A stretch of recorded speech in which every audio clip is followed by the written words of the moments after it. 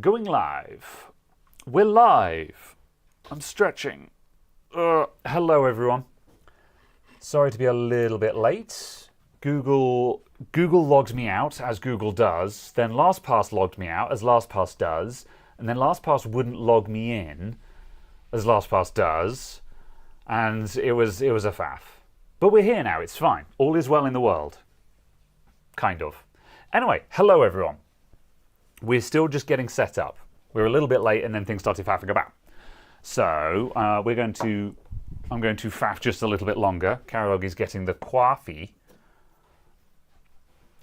Now would be a good time to insert ads. Would it though? Would it? Okay. Let's position my windows. Boop. Live chat. Okay. Fragile tape. Yeah, don't drop it, it'll break. Ha! This is my level of tiredness now. That's the standard of humour we're at. Hello from sunny Manchester. Hello. And hello everyone else as well. Good. Status of my web browser. 568 tabs open. Joe, do we need an intervention? Close the tabs. Free yourself. Be free. Just close them. It's just an X. You can do this. I believe in you. Right. That's a wireless adapter. That goes there. That's a VGA cable. Why is this here? I don't know. It's going in the box. Huh. That's a Windows 10 installer. That can go on the hook. Oh, no, actually, we're going to need that. I was going to say, you're going to need that. Yep, to do this stupid Windows 10 upgrade on this stupid laptop. So we'll look at that in a moment. That Have is... a coffee. Thanks. That is a standoff driver. That can go over there. Right. Cara glasses. Coffee. In the Graham mug, whoever the hell he is. A fan screw. Microphone charging case. Caradog microphone. Oh, a PC, because we're going to need this for testing things. Turn it around so it looks pretty. Well, as pretty as this Aerocool looks, I don't like this case, but it's fine. I'm sure someone likes it. Okay, right. We don't need this chair. Stool for Caradog. Stool for me. Don't need this charger. I have sat down. Hello. We're here. All right. Okay. Ba-ba. There might be something important opening one of those tabs. If there was, you would already know. If you don't know what they are, you don't need them. Case designed by a 12-year-old. Ah.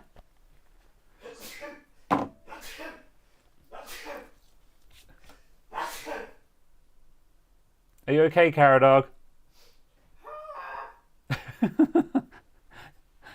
Did you guys hear the sequence of sneezes out there? Yeah. Right.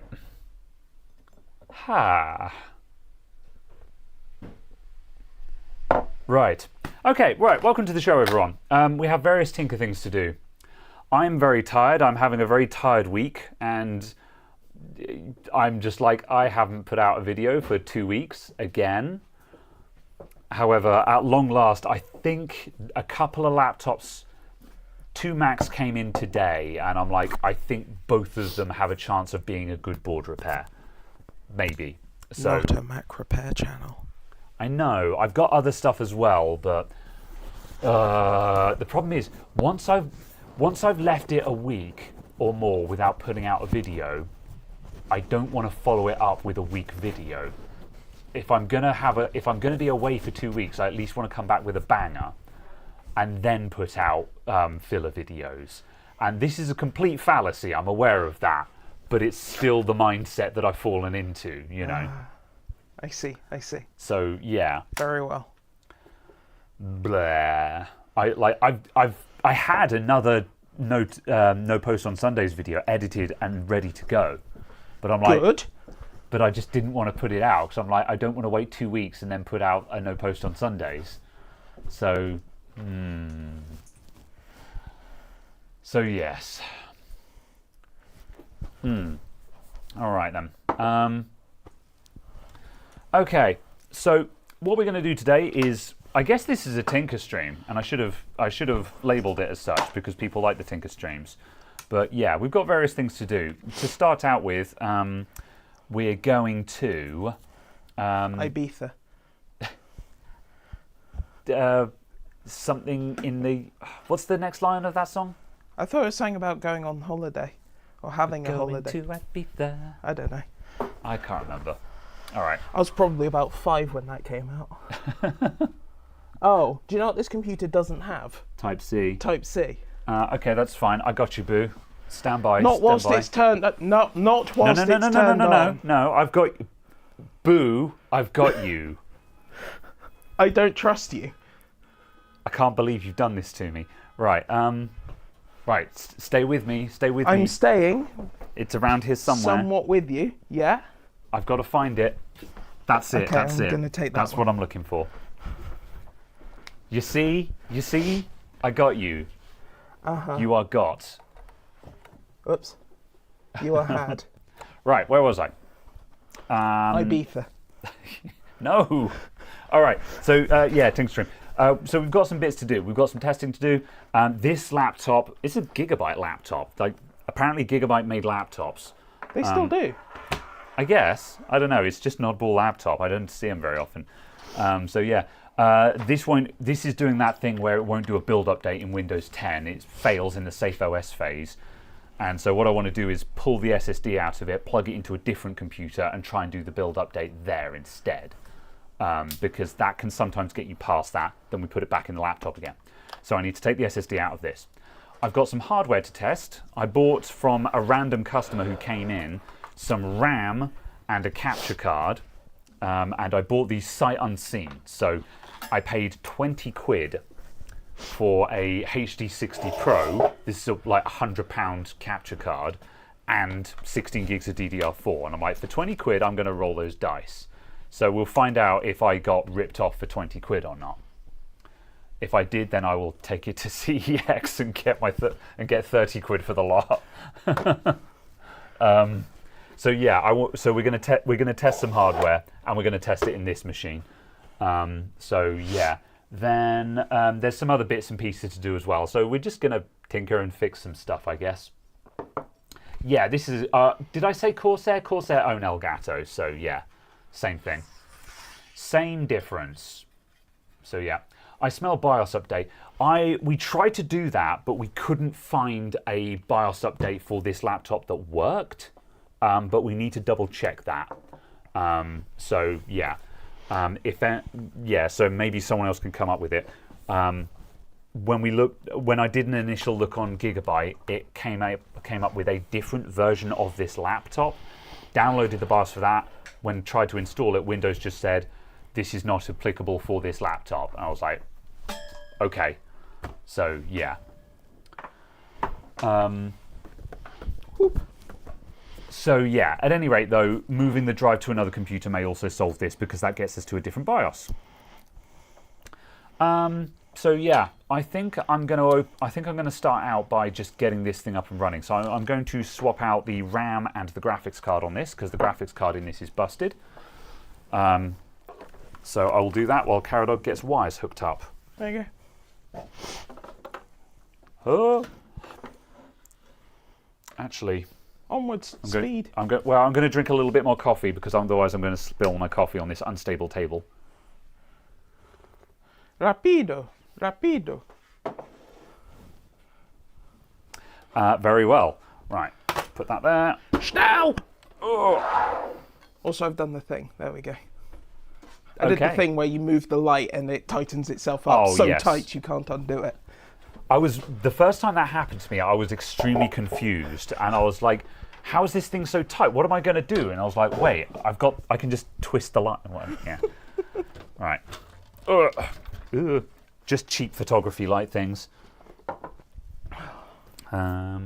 Screwdriver. Screwdriver. Whoop. I knew exactly where it was. Praise me.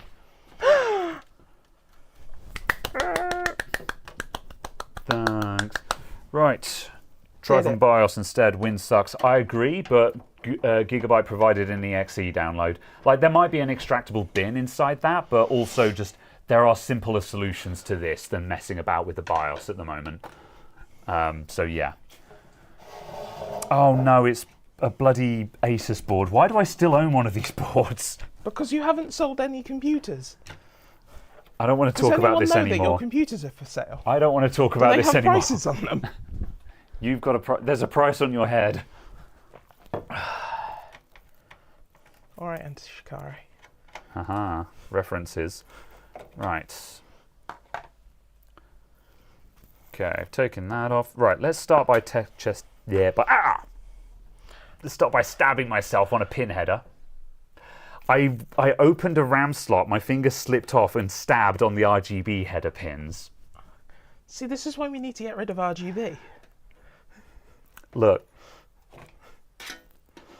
Yes, because the RGB header is awful.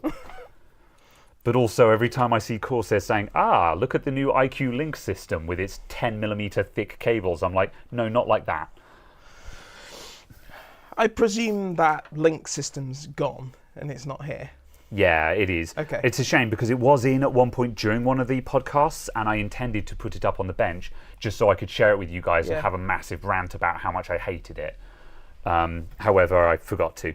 So it is Very what it well. is. Just because I want to see.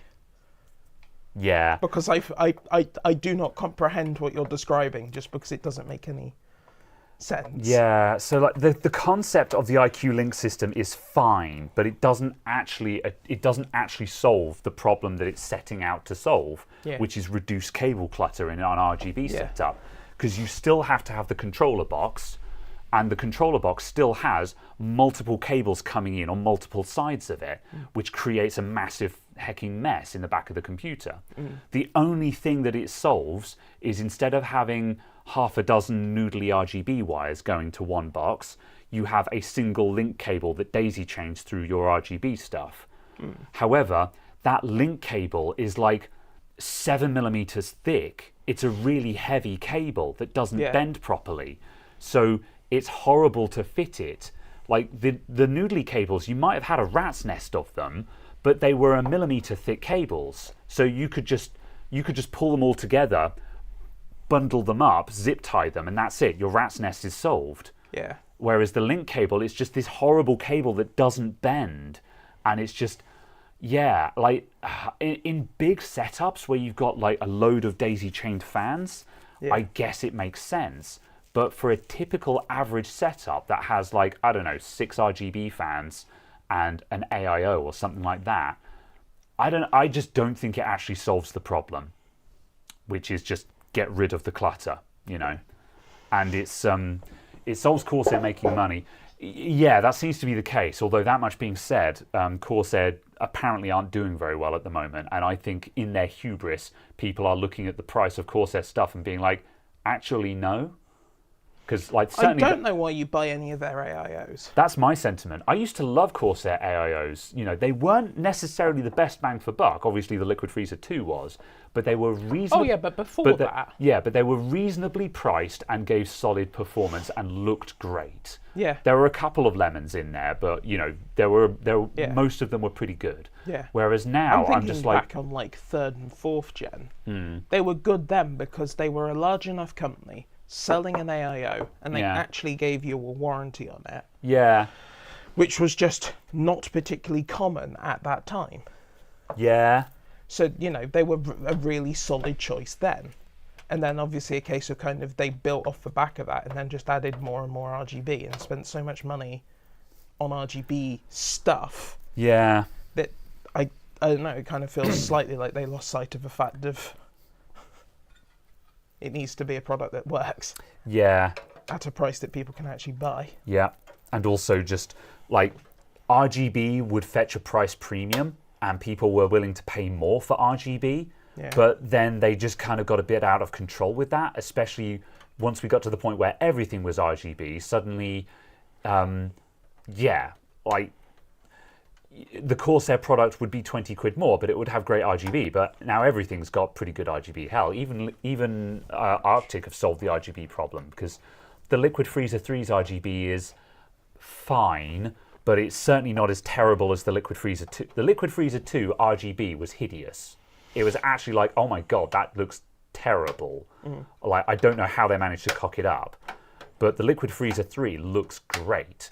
The color balance on it isn't very good, which is why it's not brilliant. Yeah. But in a vacuum, it's very pleasant. Just, the color balance won't match any of your other RGB is the problem with it. Which is, Yeah. a But, problem. But it looks nice on its own, whereas the Liquid Freezer 2 just looked hideous. Yeah. You know, when I saw the RGB version of it, I was like, I don't know how you managed to find I don't know how you managed to find LEDs that bad, but you managed it, you know. Yeah.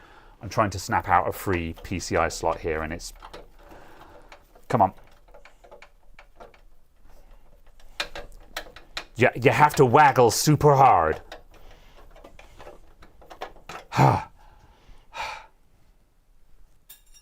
Okay. We can continue. Anyway, Corsair, Hubris, yada yada. Okay, right. Kind of similar with just all of the Elgato stuff. I really like the Elgato stuff, but also just a lot of their prices on their stuff is just like, you know, they're charging for stuff that is borderline prosumer. And I'm like, if I'm paying prosumer prices, then I'd like to buy a prosumer brand, not Corsair, you know. it's also, I think it's also just kind of a case of like their stuff is almost in a category of its own. In kind of, it's in the weird streamer category, and it's not in, you know, the videographer category. So, Yeah. I don't know, it just carries a different price premium, does different things. But yeah, it's... Yeah. Need a cheap AliExpress copy of Elgato and call it El Doggo. I would support someone if they came out with a brand called El Doggo. That would be amazing. I don't know if it's a British English thing, but surely it should be called El Dodgo. Yeah, but doggo is just a fun word to say, because though. it's a bit how you doing. Could you pass me the hood me as well, please? Ready for the hood.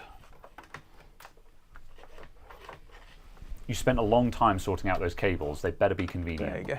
All right. There were drinks. Drinks. I was being somewhat careful. Understandable. Have a day. Cool. Right. So let's find out if this RAM works first. So we just want this thing to post. And if the RAM works, it should just go into BIOS. Can we have Facecam with XR1? We can. Yes. Why don't you want Facecam with capture? No, stop. Facecam with capture. Yes. And then turn on the capture. Aha. That kind of covers up the computer, but there it is. All right. Does this thing have... Yeah, we're RAM training at the moment. It might need a BIOS reset because I've no idea what RAM settings were dialed into it. It should just RAM train because it should have just detected different RAM, but... Should have. Yeah. Actually, I tell you what, I'm just going to turn off the capture for a sec while we wait for it to RAM train because there's nothing else to see.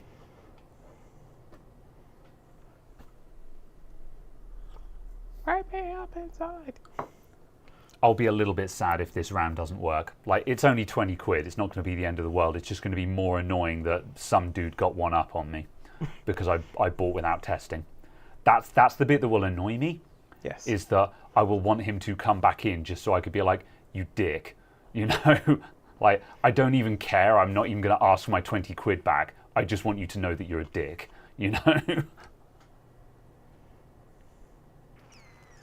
I don't think that's going to go. That should have done it by now. So I'm going to BIOS reset.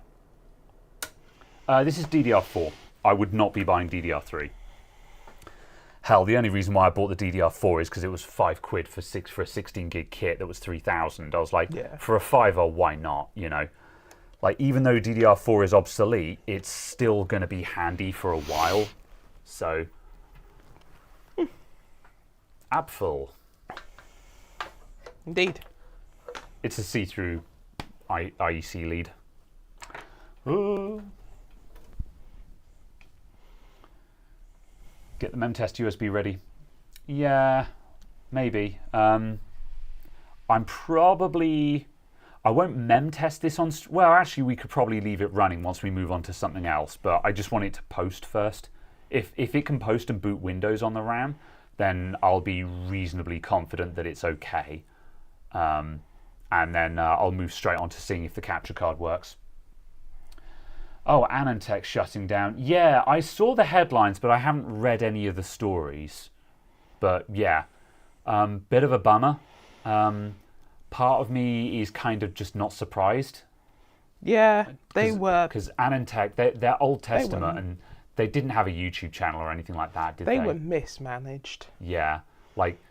The writing's been on the wall for website-only media for a very long time. It's moved to YouTube or perish. They would have been fine if they had any budget, any staff, etc. Oh, but instead there's been like 2 people who've been expected to do the work of 20 people. Oh, I see. Kind of thing. And it's just like, well, yeah. Fair enough. So it's like they could have had a market. Because obviously there are still people who want in-depth technical stuff. Yeah. There are people who want those deep dives. Oh, there it is. Got there in the end. We're power cycling, but it's going to boot. Maybe. There we go. Oh, yeah. I was going to say, we've got a boot light. It should be going. Huzzah.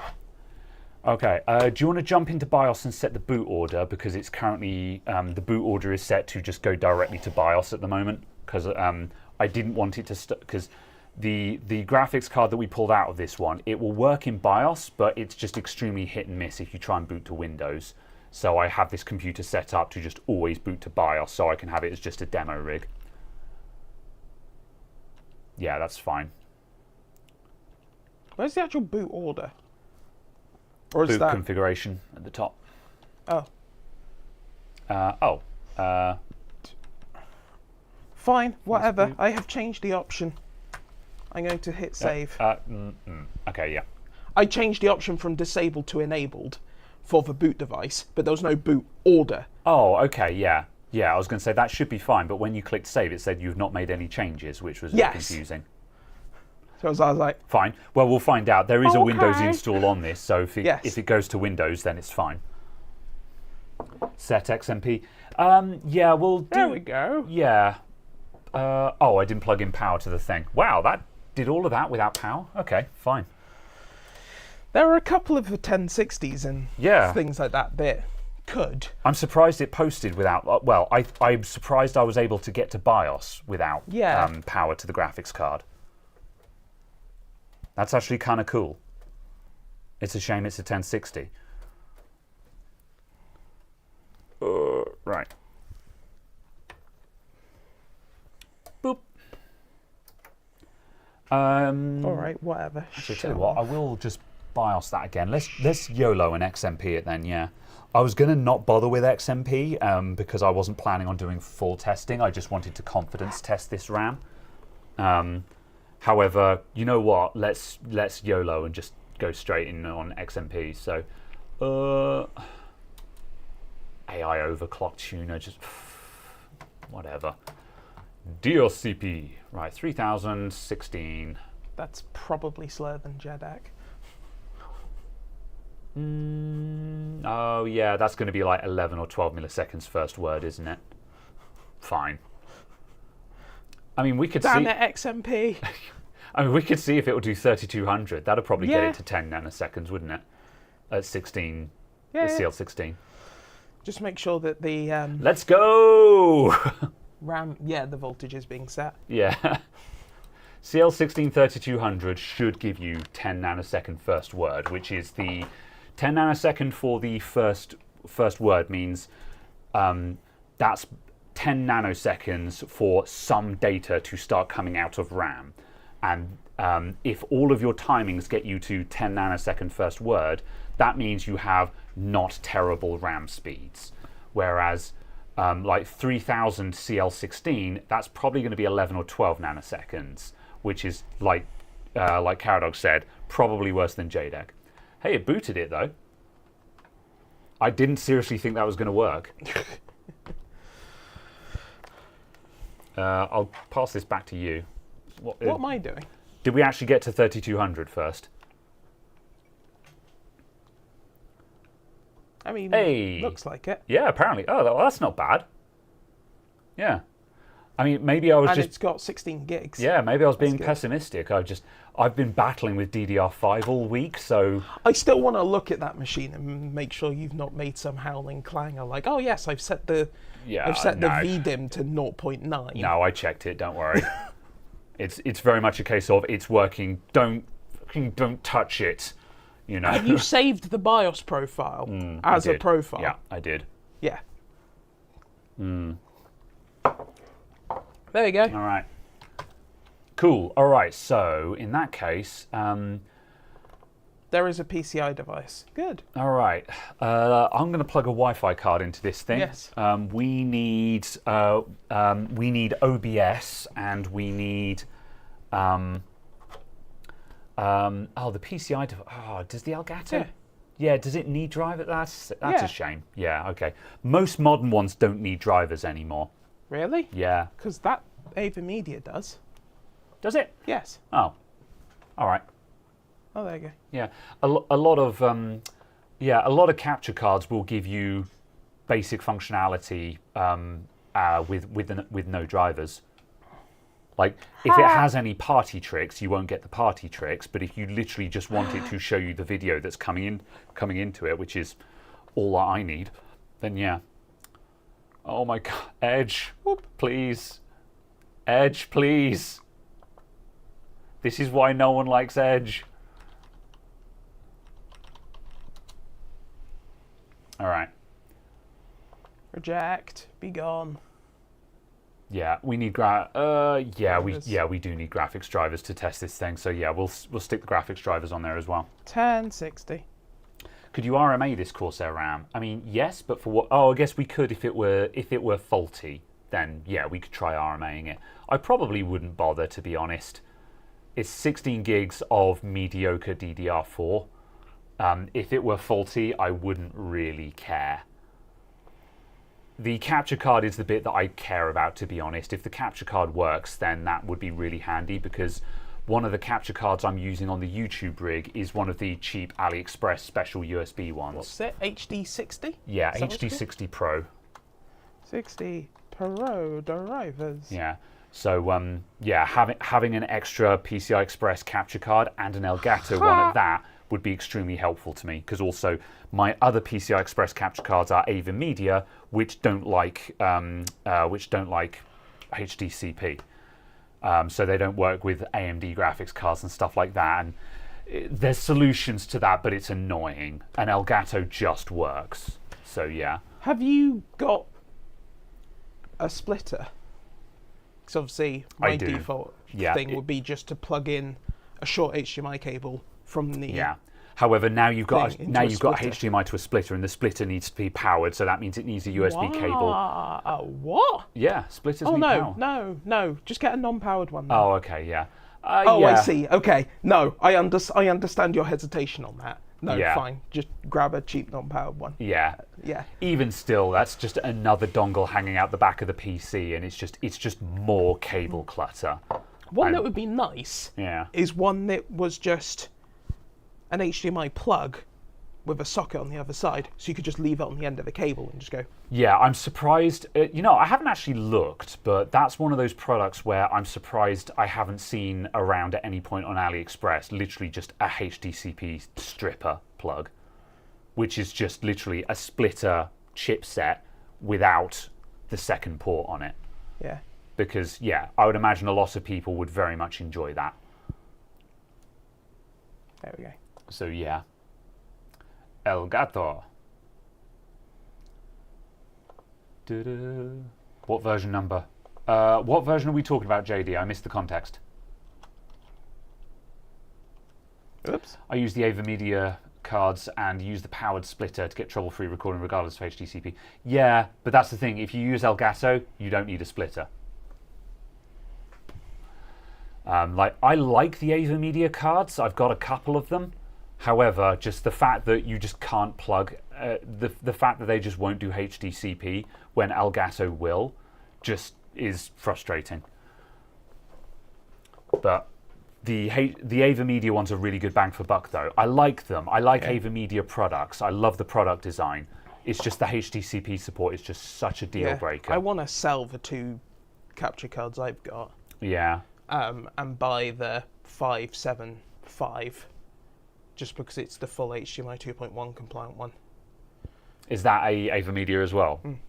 It does the full 4K 120 and all of that instead of 4K 60.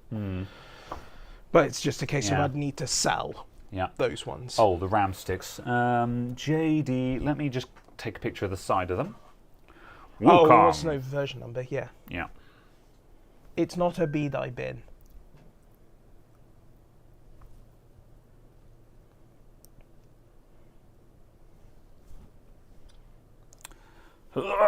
These are... They are version blurred. They are version 3.32. Oh.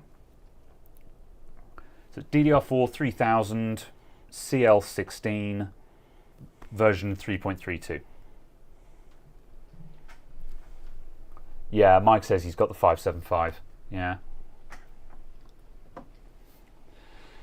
Yeah, well, as I say, I don't need high refresh rates and stuff like that. No. I just need consistency, which is what I don't have with the current setup.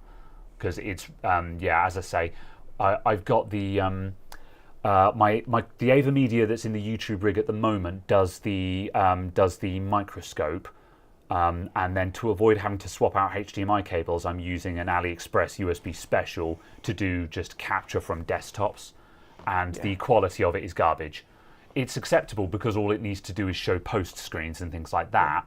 However, it's one of those things where, like, at the level of production that I'm targeting, I really shouldn't be using AliExpress specials. You know, not that I'm trying to do like mega high production value or something like that, but we can afford slightly better than an AliExpress special.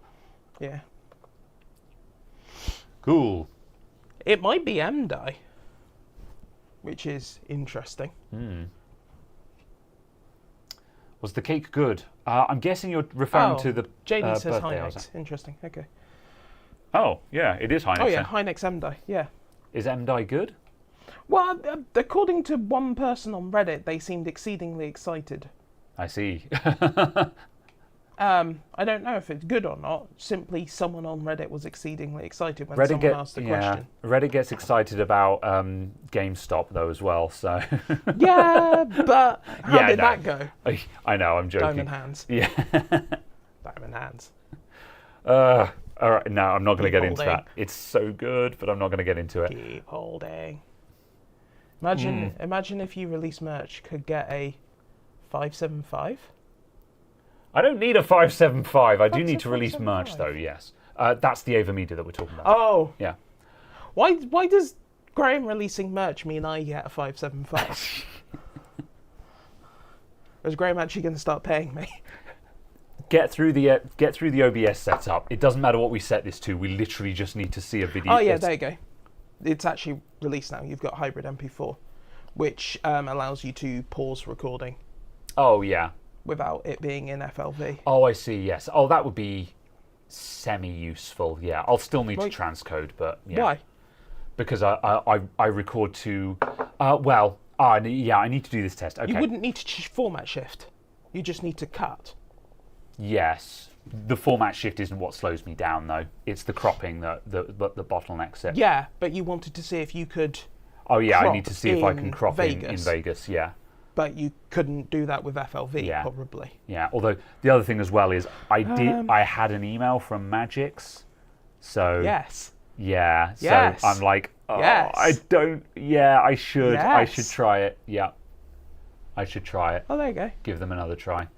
All right, we have no signal. That's a good start. Let's plumb a signal into it. Let's see. Let's go. I'm going to grab a laptop and a HDMI cable.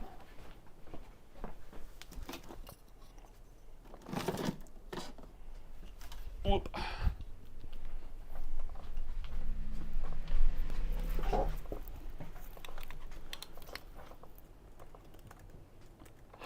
Oop.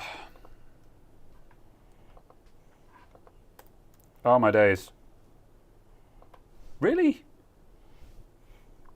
What? Oh, your password is required. Okay, no, it's spot checking. Touch ID wasn't working on this laptop, and I was like, oh, come on. The first time I'm actually trying to use Touch ID on a Mac, and it's spotty. I picked up the shortest HDMI cable I own, so that's cool. In. Oh, it's not screwed in. All right. The Mac has detected that it's plugged into something. There you go. Hey, all right. Huzzah. And what? Oh, and we're gone. Huh. How do I... All right. Oh, there you go. Now, is it 60 FPS? Oh. Okay, I don't trust this cable setup. I was going to say, if you're going to unplug that, I'm just going to hold this Okay, here. I tell you what. I'm going to put a screw into that. I'll try, as a special treat, I'll try not to drop the screw into the running computer.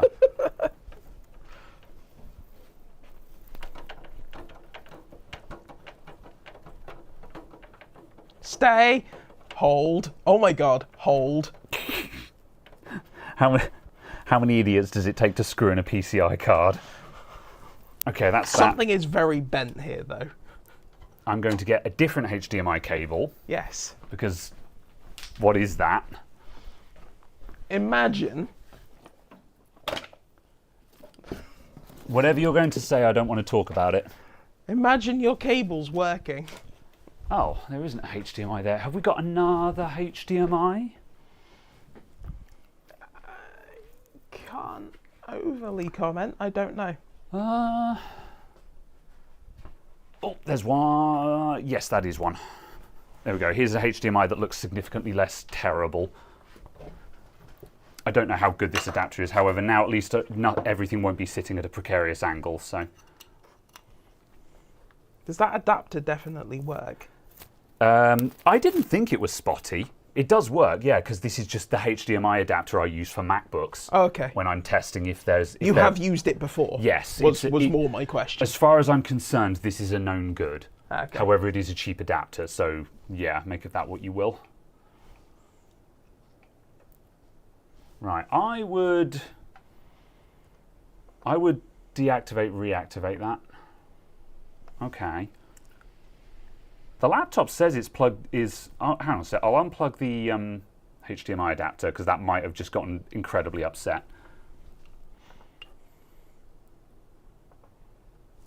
Right, the Mac thinks it's plugged into something. There you go. That looks good. Right, do we have 60 FPS? Yeah, that's. Oh, it's really spotty. Okay, we'll test it with something else because I don't Yeah. trust this setup. Have you got another laptop? Yes, I have. If it had worked with the Mac, I would have taken that as a worst case scenario because a Mac is weird and I'm using an adapter and stuff like that. So, yeah. Right. Have you got a conveniently positioned Dell? Yes, but not that one.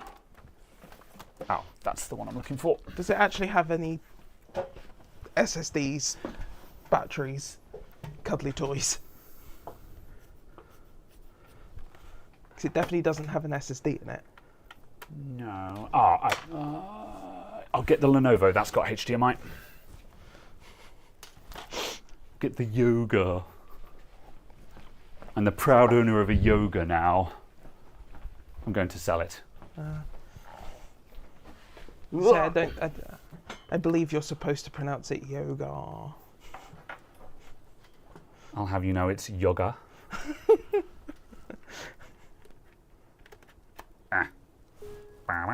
Pow. Right, that's Windows doing weird things. Picture. Okay, right, we have a picture. Can I set 1080p just because I want the capture card to get an expected resolution? What even is this screen on this thing? 2240 by 1400, not bad. Yeah. You'll have to span. Yeah, let's see. Let's extend. Keep changes. Display 2 is 1080p. Cool. Right, let's chuck a window onto that and just... And... yeah, that's 60 FPS, isn't it? Looks like it. Yeah. It sure as hell ain't 30. And we don't seem to be getting spotty performance now either. Yeah. Cool. Yeah, so it looks like that was being snotty with the Mac, and like that's not uncommon. Yeah. I think it's the cheap adapter I'm using. That cheap adapter is good enough for testing whether the screen is busted on the laptop, which is what I have it for, basically. But yeah, that And capture... also that didn't die. Yeah, that capture card seems to work just fine. So yeah. All right, there we go. I bought that for 20 quid. Well, 15 quid, and I bought the RAM for 5 quid. And the RAM can do 3200 at CL16, which is fine. Yes. So yeah. All right, I'd say that's a roaring success then. I didn't get ripped off for 20 quid. Fantastic. Oh man, I missed a trick. I could have titled the stream, "Did I get ripped off?" Was I ripped off? I could have had the clickbait title that would have gotten all the views. Too late. Too late. All right. Oh, I don't even have Studio installed. Were you going to change it? Yeah. Good. All right. Good start. Good start. I am now going to turn all this off then in that case. Get rid of that. Does anyone want to buy a Yoga? No, I won't How post much? it. I haven't decided. I think I can get 400 quid for this. I think that's worth 400 quid, easy. It's not brand new, but it's barely used. Like, I could tell someone this was brand new and they would have no reason to disbelieve me. But I know it's not brand new because I bought it secondhand, you know. So, yeah. It's a really nice laptop, though. This is one of those times where I'm sad that I don't need a laptop. Otherwise, I'd be like, hey, this is nice. I'm going to keep this. But I don't need a laptop. So, yeah. We can't see the laptop. Oh, yeah, hold on. It's not that exciting. It's a Yoga. But, yeah. It's a Lenovo Yoga. It's a 14-inch... it's a 14-inch 16 by 10. Or is that... No, is that 4 by 3?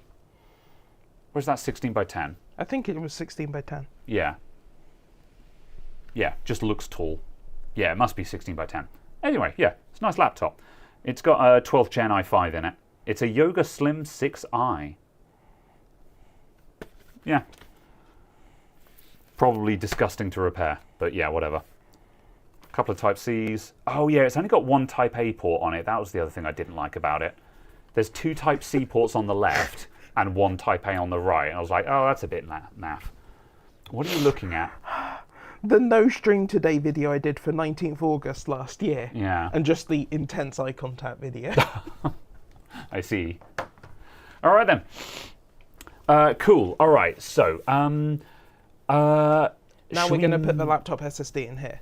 Oh do a yes. build update. Yeah, let's do that. Yes, I was going to say, are we Okay. going to mem test this? But you're right. Let's go. Let's do the build update first. Though to be honest, yeah, no, I will mem test just so I can be certain. But the fact that it just went straight up to 3200 without blinking an eyelid, that seems to be a pretty good sign to me. I don't think it would have It's done not that. catastrophically faulty. Yeah. Where is the big?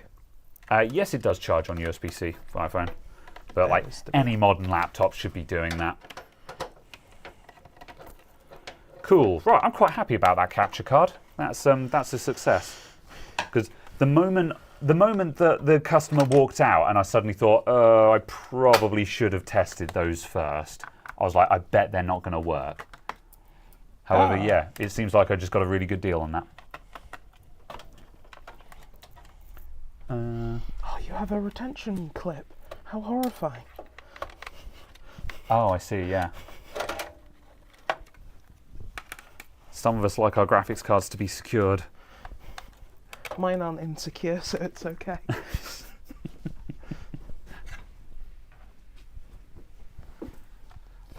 Okay, right. Oh, good. That doesn't need popping open. This has already been opened once, so everything is loose.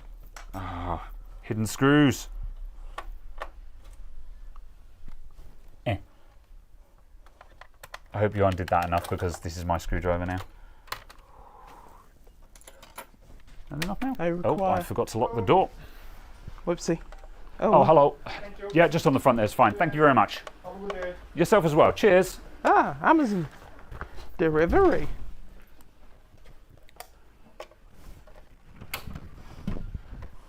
Magical mystery Can't believe parts. this man bought me things that I bought. Magical mystery parts. It's not very exciting. I think it's going to be a USB cable. Oh. It's a USB cable. Sump. Yes. Huh. You can do that while I look at my USB cable now. You can be like, you. That is indeed what I purchased. Huh. Yes, 30 centimeter, 90-degree ones. That's for my new VR headset. I'm a Quest 3 owner now, so now I need to have a giant battery strapped to the back of my head. Imagine owning Meta devices. I know. I didn't want to buy a Quest.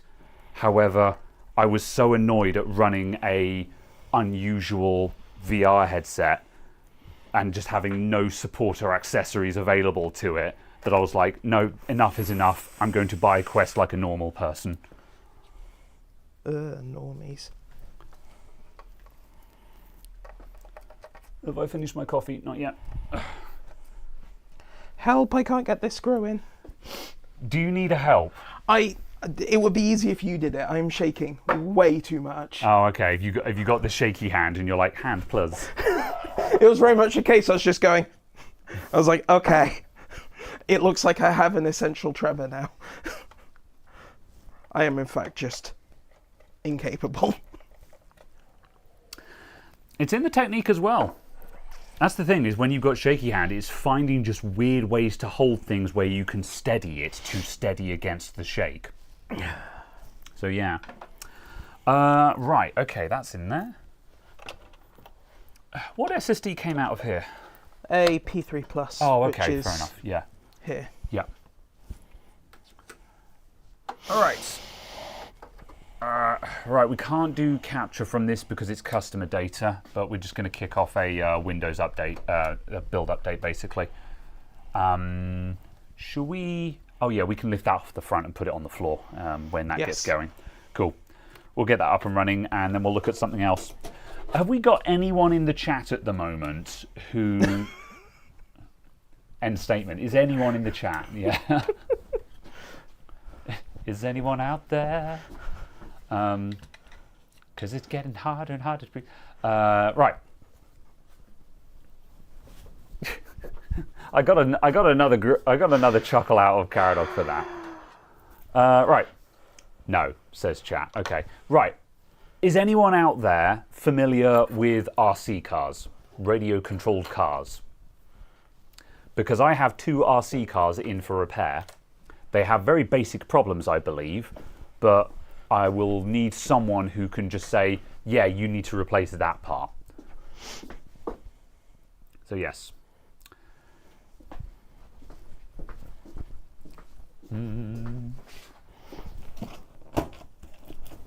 Cool. All right, we have some answers. Good. I don't think it's going to be rocket science, but yeah. Ah, okay. I don't want to stop. scratch it up. Stop. No power on graphics card. Ah!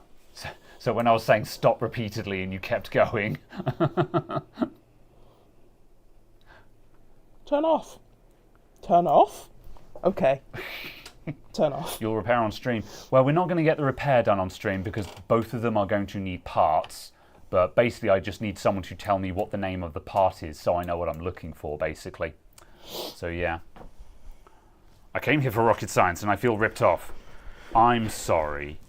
Right, I'm going to put all of this to one side. And then the other thing we've got as well, which I'll probably move to next, is I need to take a PS5 apart and redo the liquid metal on it. So we'll do that while we sit and waffle. Oh, whatchamacallit? Absolutely that. Where is your Windows 10? Ha! Because I presume we're doing Windows 10. Yes. It's going to need a bit of Windows update to make sure it's got drivers first, though. Because we'll actually need to get it settled in that hardware, otherwise that could cause the update to fail as well. Yeah. I'll just leave it spinning through. Yeah. All right, I'll let you fiddle with that then. I'm going to put this to one side, and I'm going to get those RC cars, because I need to start looking at those. And as I say, I don't think they're particularly difficult, but just all week I keep glancing at them and going, I can't be arsed. However, the customer's a nice person, and I did some other work for them, so when they asked me to take a look at them, I was like, yeah, sure, I'll have a look. There is no password on this device. Excellent. Yeah, there should... oh, yeah. Right. I don't think these are very good RC cars. I think they're just off-the-shelf things, but I've got 2 identical ones, so here's the first one. It's a Maverick Quantum MT. I don't know my brands. For all I know, this might be really nice, but I don't know anything about RC, so... Oop. Right.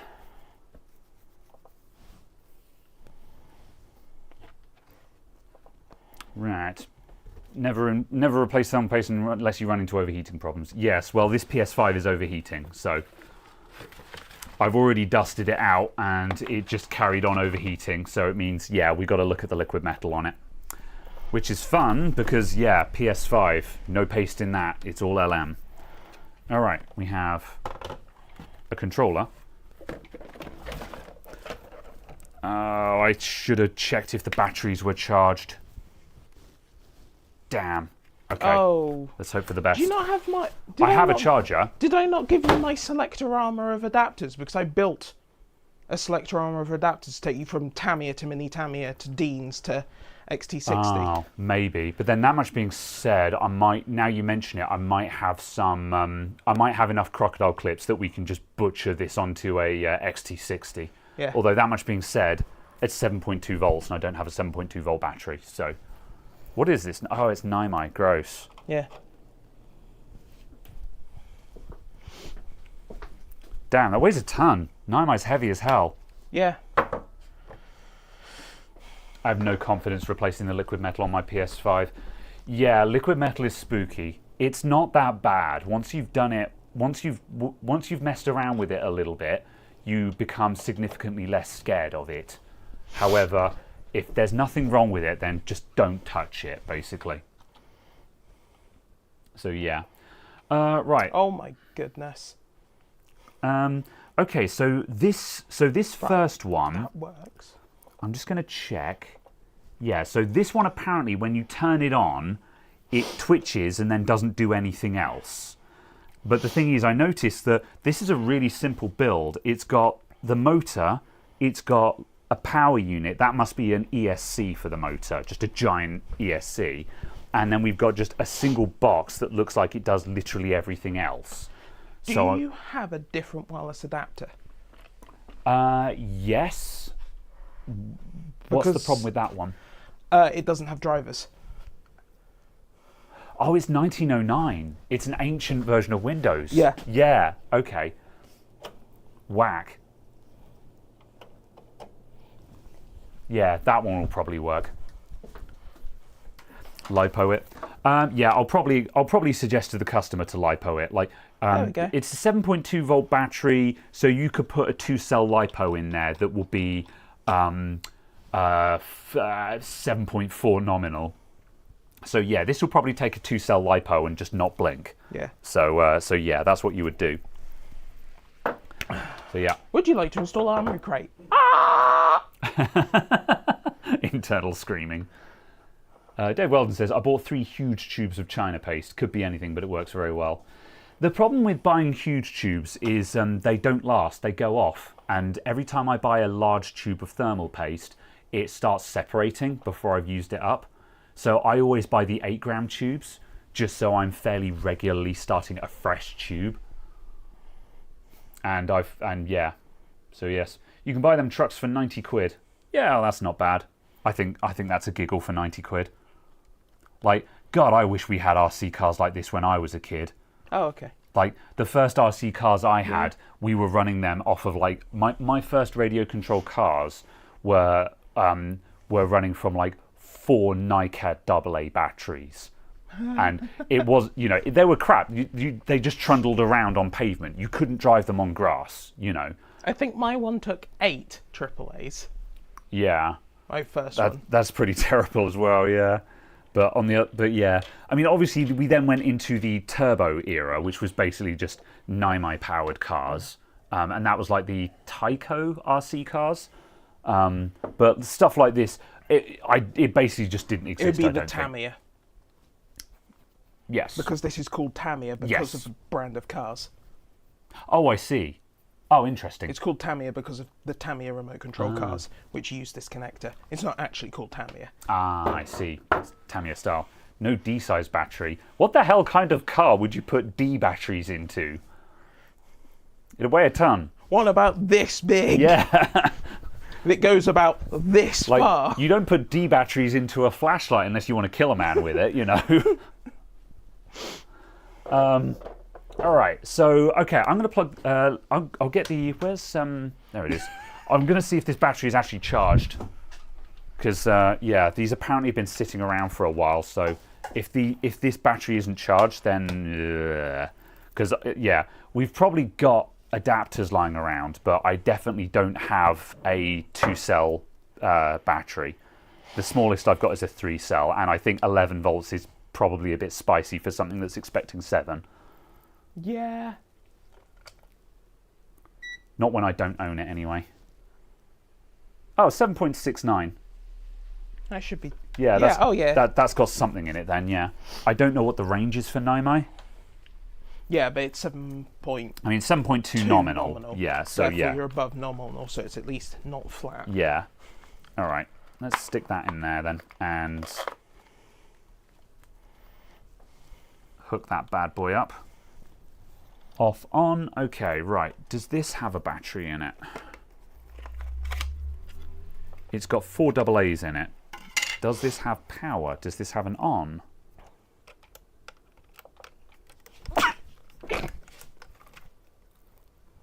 I don't know. I'm going to measure the battery output. Are you okay? Diseases. Right, this has got 4 AA's in series, so I shall measure the voltage. 6.25, so that's 3, 6. Yeah, those batteries are good. So AA battery is 1.5 volts, so that's so 1.5 times 4 is 6 volts, and we had 6 point something, so the batteries are fresh. So yeah, the controller batteries are fine.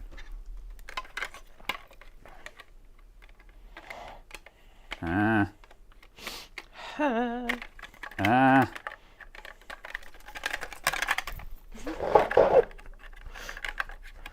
From the top rope! All right.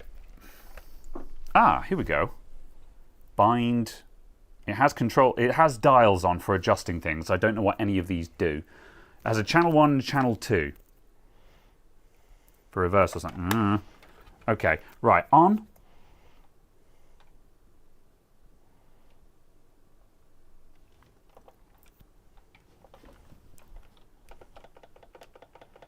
Nothing.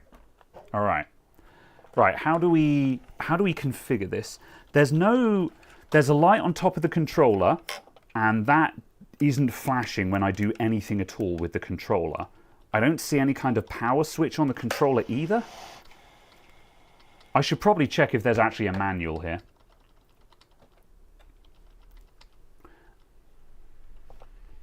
Right, we've got a manual.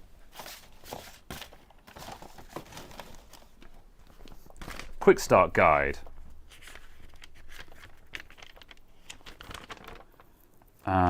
Batteries. Blah, blah, blah, blah, blah. Plug the battery into the car. Oh, hold on a sec. Ah, there is a power button on the controller. It's on the back. Oh. Ah, it beeped. Are these four-wheel drive? Yes, it is four-wheel drive. Oh, I see a flashing light on the thing now. I was just grabbing hold of it. Oh, okay. I was so going to say, fly. I'd pick the whole thing up if I were you. Yeah. All right, here goes nothing. Nope. Okay. Turn. All right, we have steering. We just have no power. Yeah, bind the. That seems to be done already because we have steering. We just have no. We have no go though. So. Is there another thing that we need to do for it to actually drive? Probably has to be activated. You're waiting for it to drive off the desk. Yeah. One channel, power to motor. It looks it, but also I don't know if we're actually driving or not. Let me carry on going through the manual. Where did I put the manual? All right. Steering trim setup, steering wheel, blah, blah, blah. Throttle trigger. All right. Forward, stop, reverse. Oh yeah, it goes both ways. Fair enough. It doesn't say anything, so I think we'll need to find the controller setup. It might be like dual channel, one for steering and one for throttle. That's what I'm wondering. The RC channel has to match between car and remote. Well, we have steering, so it's got something. Does it have another channel for power? Yeah. Actually, we could easily figure this out. So right now, it steers. If I change channel 2 to R, okay, it still steers. Let's put that back again, and let's change channel 1 to R. Nothing changed. So nothing is happening when I change these channel switches with the steering. I'm just going to try every possible combination now. So channel 1 R, power, nothing.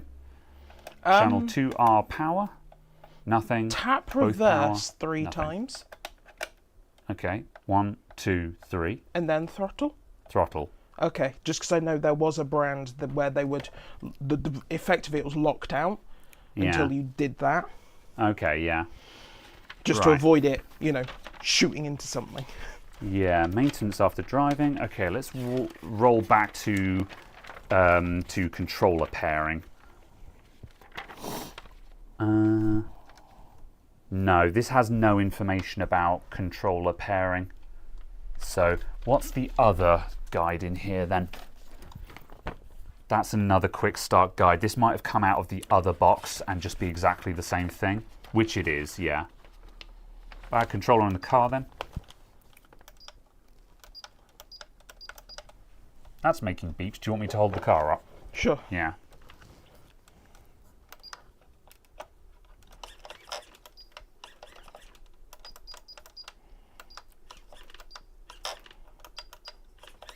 Okay. We're getting lots of beeps out of it. Okay. Right, well in that case, let's get the multimeter onto the motor lines and see if it's sending power to the motor.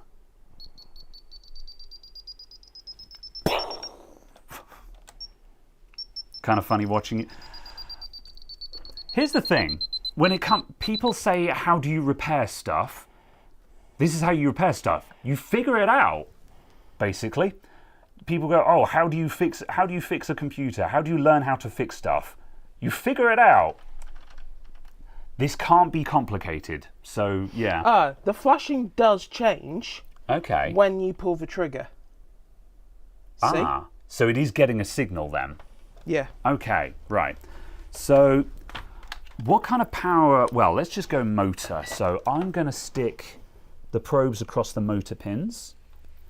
Now we have a second one of these cars, and the other car, to my knowledge, the only thing that's wrong with it is it's missing a drive shaft from one of the wheels that came off in a field somewhere, apparently.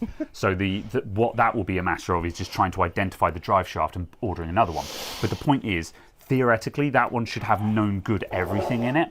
So we can swap parts between the two cars to figure out what's wrong with this one.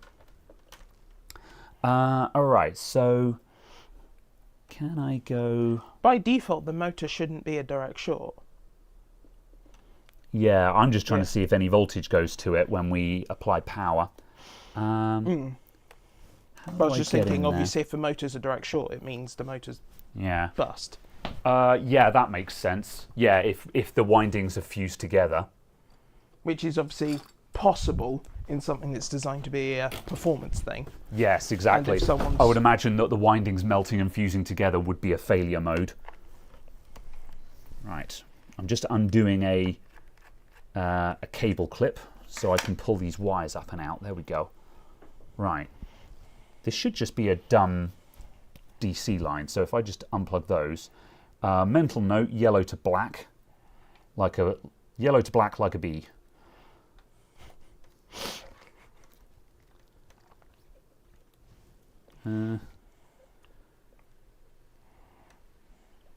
That's sticking in there. That's sticking in there. Right. That's reading voltage, 7.5 volts. Is that AC?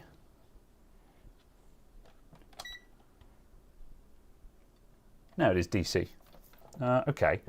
And it is changing when you pull the trigger. Wait, hang on a sec. Do stuff. What are you doing at the moment? Hold on.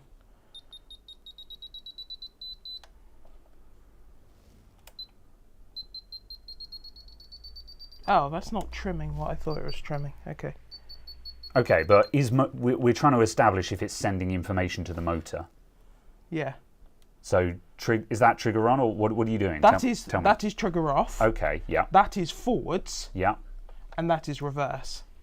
Okay, so reverse is sending 0, and when it's in the neutral position, it's sending minus 7.5 volts.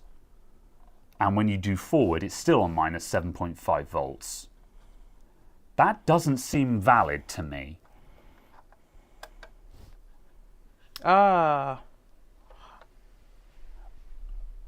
That makes more sense. What have you changed? Channel 2 reversing. Okay, but just reverse channel 2. So you changed so you changed channel 2 and then what? So I don't know when you're pulling the trigger. I just changed channel 2. Oh, I see. Okay, yeah. So yeah, that's all I did. Right, so that changes.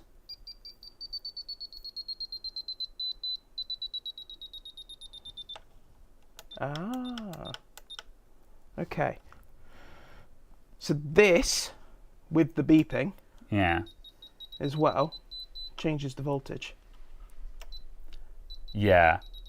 Okay, so yeah, that's a throttle trim, so you can slow the car down so at full speed it doesn't blast off into the lake. Yeah, okay. Yeah. The car won't drive anywhere at the moment because the motor is disconnected, just for clarity. Right. Okay. Right, I tell you what we should do is we should get the other car and take the same measurements and see if they're different. Interesting. Okay, that's what that does. Because I've no idea what it should be doing. No. Whoop. PWM signal? Yeah, I mean, it could be a PWM signal, but I don't understand why it's negative bias by default. That seemed... Because, yeah, negative bias, if it's just a DC motor, negative bias would be reverse, right?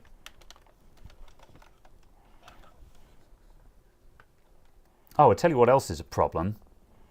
The positively just snapped off when I tried to pull it out. Okay, that's just a bullet connector. That's easily replaceable. Okay.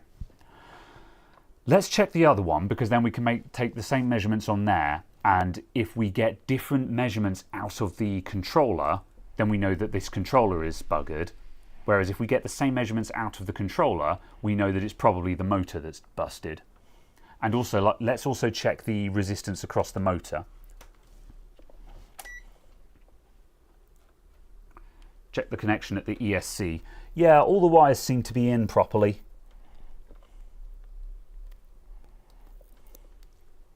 Right, the motor is...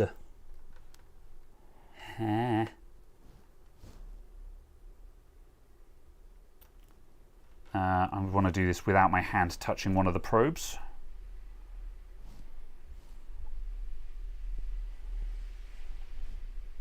We have approximately... I don't trust this multimeter tutorial. We've got about 40-45 ohms across the motor. God, that is all over the place. Oh, I think it's because I'm wobbling the car. Could you just hold the car still for a moment, please?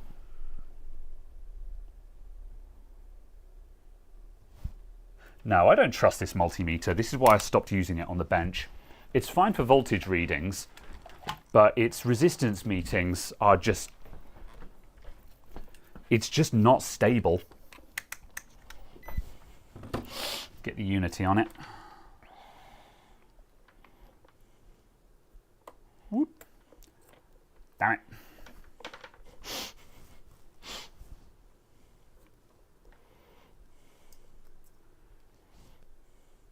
That's more like it. 30 ohms. Right, 30 ohms across a DC motor. Alright, ELHV says 45 is too much. What about 30? What should it be? What are we expecting? Oh, this is HPI. Yeah, 30 is still a lot. Cheap House says 45 seems fine.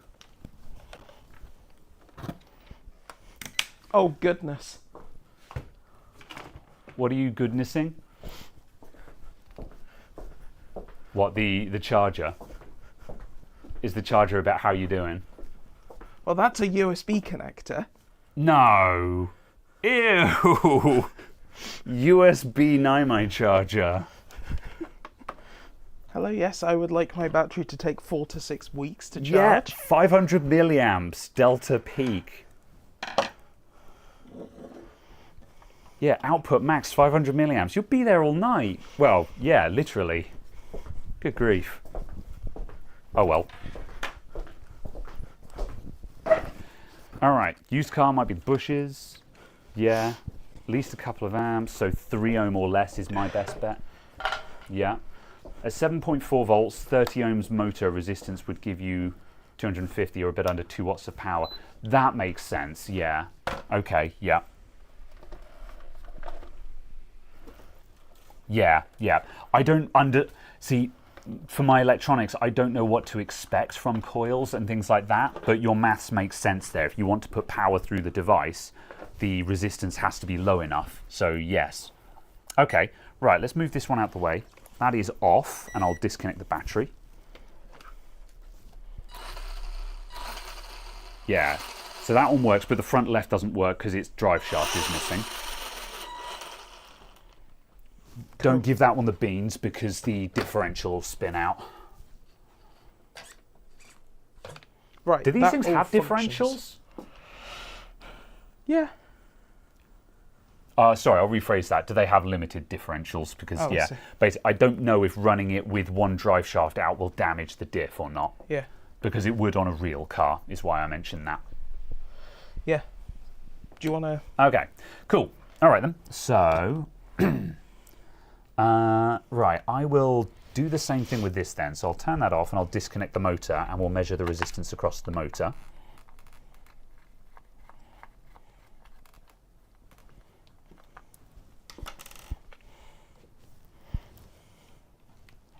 As a special treat, I'll try not to break a bullet connector this time. What capacity batteries did they have in that? Oh, 5,000. That's literally 10 hours of charging. I mean, it charges overnight, so, but yeah, considering you're a 6 amps or bust fanboy, I can understand your level of disgust here. Like for me, I'm just like, yeah, give it 2 amps, you know, that's fine. That'll get it done in a reasonable time frame. And you're like, I'm sorry, I can't hear you over the coil whine of my 7 amp charger. Because even though I'm not going airsofting until next weekend, I need my batteries to be charged immediately. Okay, right. Known good motor is 0.3 ohms. We sure? Have I got the right wires there? Yeah. Known good motor is 0.3 ohms, which is basically 0. So yeah, the motor's shot. Well then. All right then. Well, that solves that problem then. Measure the voltage. Sure, yeah, that'll be... The voltage behaviour made no real sense to me. Yeah, either. I have no idea how to interpret the voltage.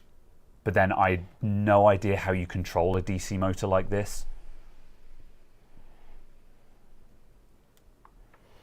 Right, voltage is at 0 at the moment. Yeah, which it wasn't on the other Oh, one. hang on a sec, the car's turned off. Is it? Oh, okay. Yeah, I turned it off while I was dicking around with it. All right, that's at 0. So if you pull the throttle, engine is disconnected. That's now giving 7.4 volts and reverse. That's 7.4 and forward again. Oh, that's minus 7.4. Yeah. Yeah. Yeah. So just the way it works, it does reverse voltage for forward. Oh wait, unless I've just reverse voltage for forward and positive voltage for backwards. That's just obviously how this is geared. So yeah, and presumably you can configure that with the channels. Yeah. So yeah. Okay, that's starting to make more sense now. We get 0 at idle and it goes positive or negative for forward or backwards. That actually makes sense. And presumably when you get a bias at idle, that's just an invalid configuration of the channels or something like that. All right then.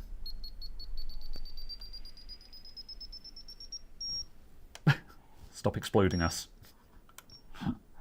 If the bullet connector broke on the other one when you barely touched it, I'd start there and fix that. Might be making a connection, but when you give it throttle, the resistance is high. Well, I would agree with you. However, I disconnected the motor and measured the resistance across it, and it was high. This one is 0. So there is a very, very clear difference there. One of the coils must be broken on that motor. Yeah. At this point, I'm willing to just turn around and say the motor's busted on that one. Oh, the other one didn't give out changing voltage. Oh, that's true, yeah. Maybe the controller is busted and killed the motor with invalid signal. Is that a thing that could happen? It seems strange that you could put it in a configuration that would just destroy the motor. But, yeah. I don't know. Does the resistance of the motor change depending on the rotational position it's in? It shouldn't do, no. Motor bushes might be bad, or brushes might be bad. Yeah. Either way, so I guess the question is, are we going to try swapping the motors over? How much work do we think that is? Like, if we have to open up this gearbox, is that going to be a minefield? Opening up the gearbox Well, to we might remove as well the do motor. it on that one. Yeah, we would start on that. Yeah.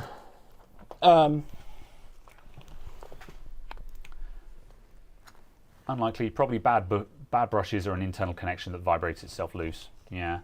Brushed or brushless? Good question. It's a Maverick MM550 motor. Let's see. It looks... Maverick MM. What was it? 55? 0. 550. 550. Yeah. Let's see.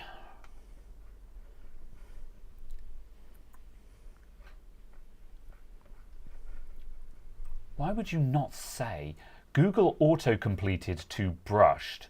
However, yeah, it's brushed. Yeah, all the results are saying it's brushed. So yeah, we're going with brushed. All right, so okay, so what I'm going to do then? How hard do you reckon it is to take the? How hard do you reckon it is to remove a drive shaft from one of these? Because I'm basically, I'm tempted to say, let's pinch one of the drive shafts out of that, put it in this one, and then this one is fixed. Yeah.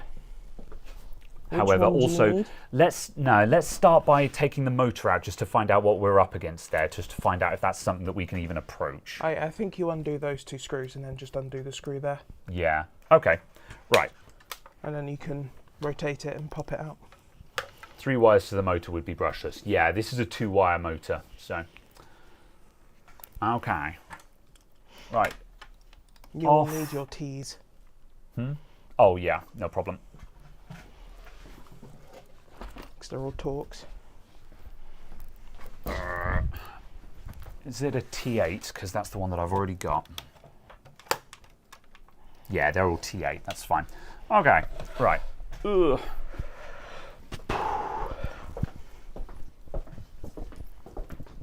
Oh, has that gotten past?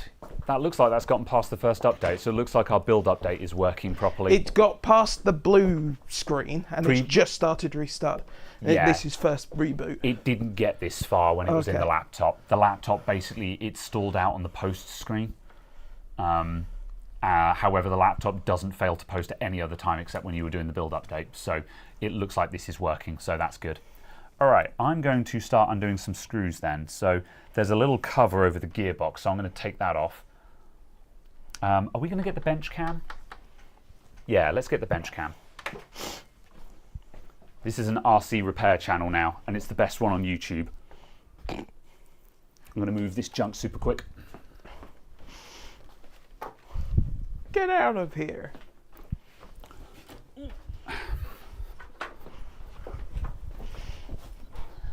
And then I'm going to get a cider, because we definitely need cider for this clown show.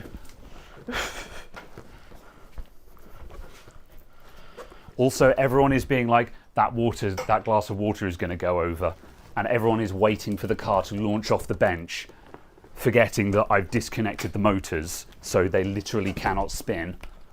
The motors are unpowered. The car literally cannot launch. Don't worry. I might be new to RC stuff, but I'm not an idiot. Contrary to what it might look like. Contrary to all appearances and all evidence on hand. I'm not a complete buffoon. Why do you still have those stacks of MacBooks? Because I haven't gotten to them yet. They're low priority. Ugh. The main thing was I just spotted a laptop down there that was like, oh, that's one that I've been looking for. Which is why I hesitated, and I was like, uh-oh. Oops. Oh well, this can be resolved. Yeah, it's not a bad thing, you know, it's just a case of, I think I've ordered some parts that I didn't need to. Oh well. Yeah. If you're yet to use them, you could return them.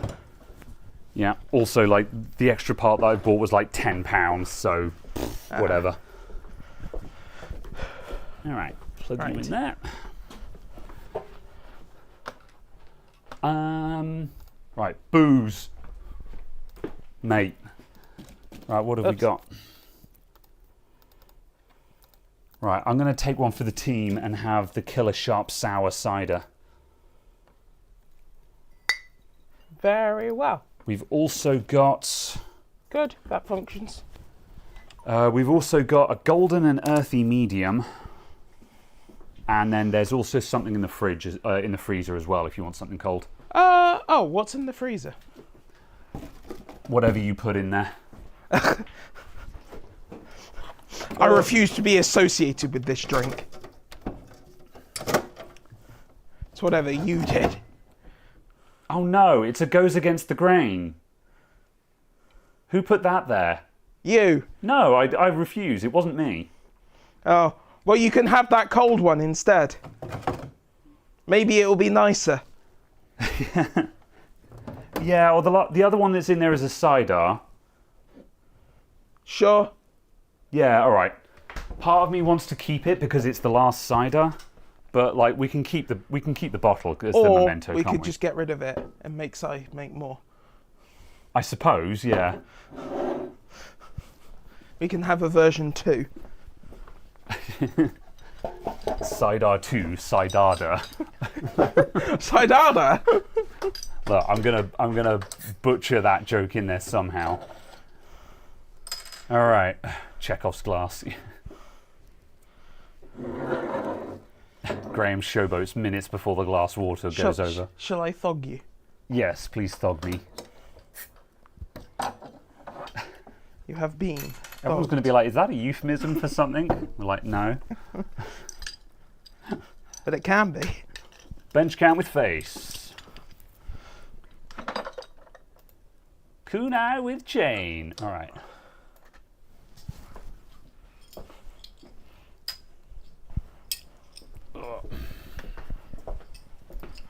Let's see. Let's go. Whoop. Ha. Ha. Ha. That's good enough for Australia. Okay. Right.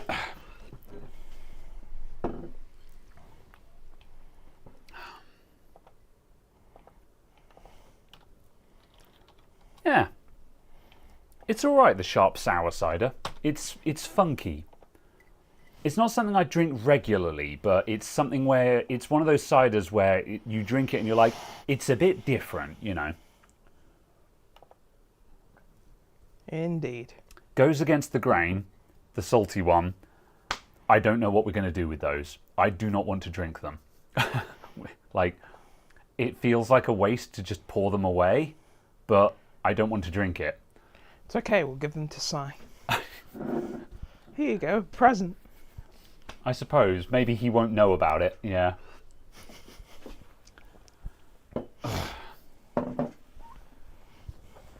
Okay, right. So I have no idea what I'm doing here, so I'm just going to... So here's the motor, here's the gearbox. There's like a cover bit over here, so I'm going to take that cover off and see what access that gives us. We're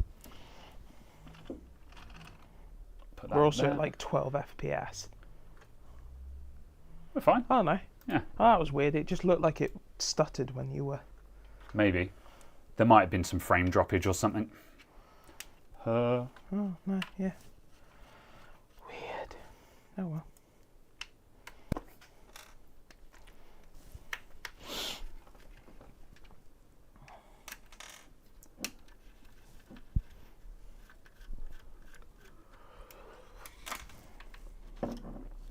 Okay. Right, we have a gearbox, and the pinion gear is on top, so it looks like that's going to be quite easy to remove.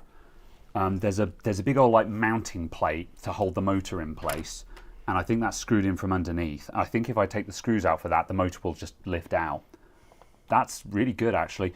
I kind of had a horrible feeling there was going to be a horrible mesh of gears in there, and we'd actually have to disassemble the gearbox. Oh, I see. Thankfully, they're not that stupid. So yeah. The box did have easy maintenance on the side, and yeah, looks like that's the case. All right. Easy. Is anything going to drop out of this? Probably the battery. Let's take that out. Get battered. Anything else loose in this? Nope, I'm just going to flip it over. What just fell out? Broken A stone. piece of plastic. Yeah. Or is it a stone? Stone. Okay. Right, so I'm looking for stuff that is about there. Okay, yeah, so we've got to take off this skid plate.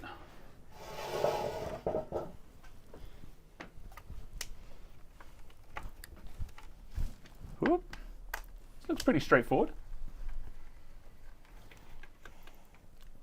Percent chance of success is diminishing. You reckon?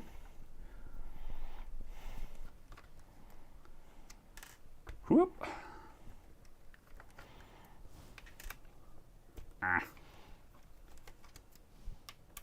I think my biggest concern is if we swapped the motors and this ESC killed a motor, but as other people have said, I can't see a world where the ESC can destroy the motor. Like if it was like a, you know, like if this was a drone and it was like a brushless 3-phase motor, I could perfectly believe that the ESC could just blast out completely invalid signals, dump 100 amps into the motor and demolish the coils. However, this is just a DC brushed motor. I don't see how you can destroy that with an ESC. Unless the motor is toast, you know.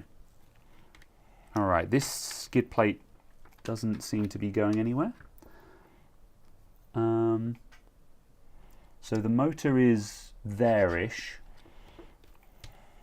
I've taken the screws out for this, but it doesn't seem to be budging. That might want... I'm going to get a pry tool and just see if that just wants a little bit of encouragement. Encouragement? Yeah.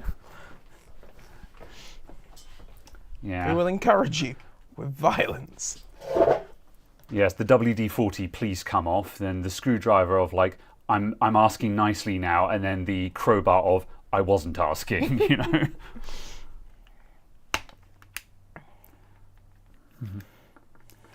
This is moving a little bit, but it feels like something else is holding it on. I think there's a screw in from the other side. It feels like there's a screw from the other side there. Let's flip that over and look again. I mean, unless these boys need to come out and like the chassis is going to come off from this assembly. Oh, hang on a sec. I've seen it. There's screws down there. I have spotted it. I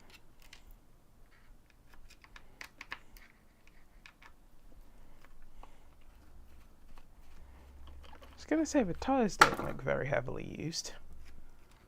Yeah, I think the lady who brought these in said they hadn't had a huge amount of use, but just they had broken and then the kids had lost interest in them and they didn't really know how to fix them, kind of thing. But like also, if they've been used in a field, then the tyres are. Oh, actually, yeah. I mean, just because they've still got the seams in the middle. Yeah, even on grass that would get torn up, wouldn't it? Okay, right. So the skid plate just fell off the bottom.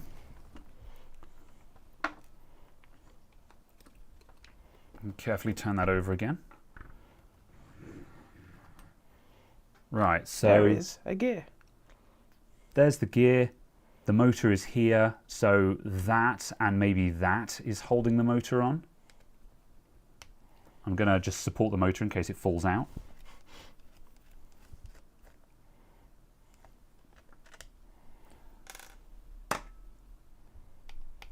Nothing so far. Nothing on one. The motor has got a wobble to it now, so I think we've... Let's flip that over and look again and just see what's holding us up.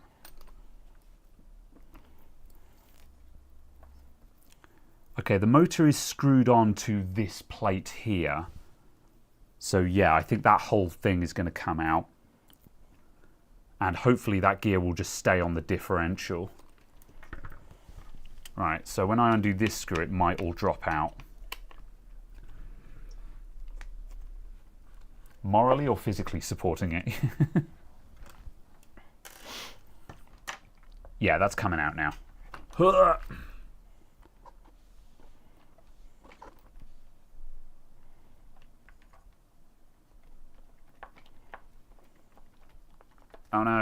the spindle goes through it. I was afraid of this.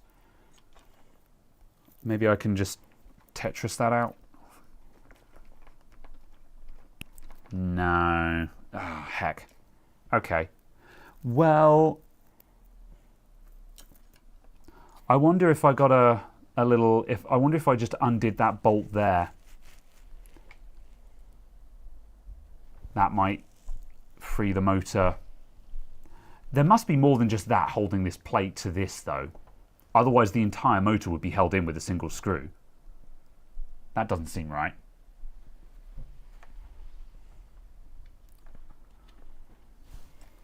I'll try it. Oh.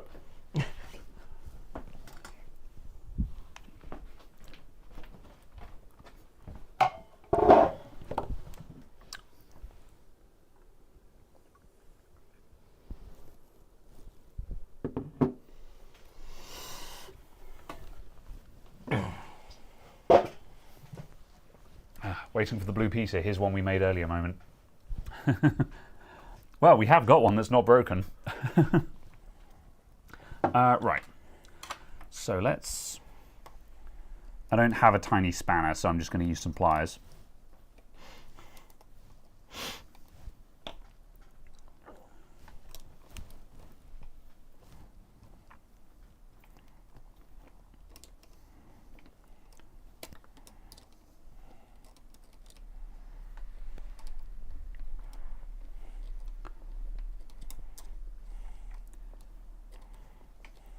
This is a lock nut, so I can't undo it by fingers either. Let's try that though, just in case. I lied, I can. Now I'm trying not to drop it into the gearbox. My gearbox sounds like a bag of nails. That has not achieved anything. Alright, so I think these two screws are the only thing holding the front axle on at this point. And if we take the front axle out, that will pull that drive shaft out from here, which is what's holding us up.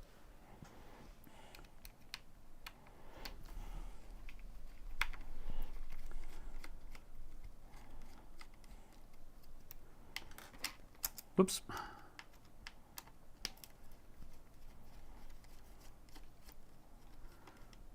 More stuff coming out. Right, how about that?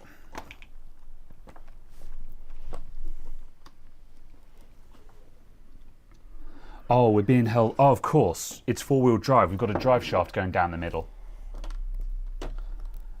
Yes, we are trying to change the motor.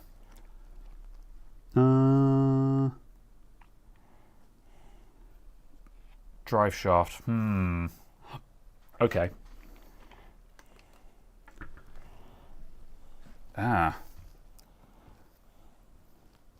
Okay, so... Okay. Can I turn that around? Okay, so let's position again. So what's holding us up is the prop shaft going down the middle. I've just rotated it so that little pin there is visible. If that pin comes out, then we can take the prop shaft out and then everything will come out. All right.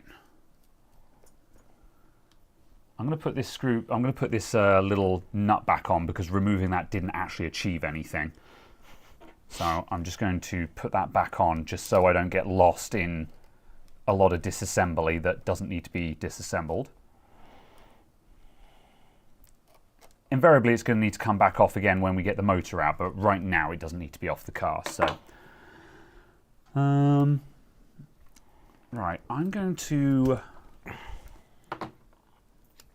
We've got a bit more access to the drive, to the prop shaft at the other end, but I think that's the right way. Right, we need to have a look at... we need to have a look at this. I'm going to turn the prop shaft another 180 degrees.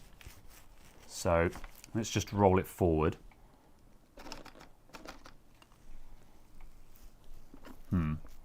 Okay, I don't know what those pins are going to do. I'm going to try poking it.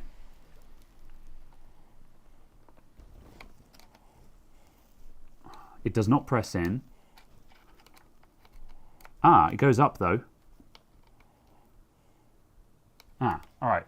So that little pin just moves up and down to lock and unlock. Did it move on the other side?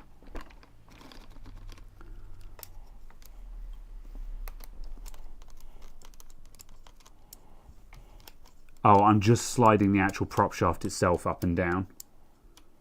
Okay, perhaps it undoes from the other side then. So, oh my days. The gearbox was never the problem. Hair cam, sorry. There is Yeah. something there. Yeah, I think that's the same thing. However, I think we'll have better access to that, so we'll take off this skid plate as well. This is a lot more disassembly than I anticipated, but in for a penny, in for a pound, I guess. Yes. It's surprising given you'd expect that replacing the motor would be something that people would do.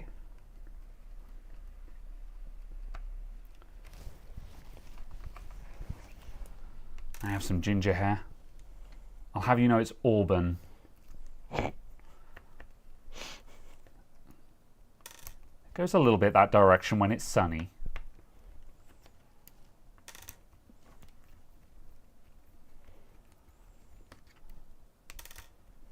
Let's try that again. This screw doesn't want to turn. I mean, it's turning, but it's not undoing. It feels wrong. Your screw is wrong. That's turning whatever it's screwed into. It's screwed into some kind of adjustment.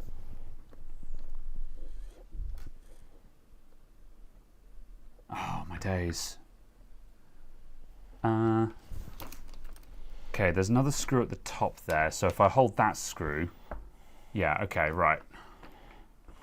Second screwdriver needed. Stand by. Oh.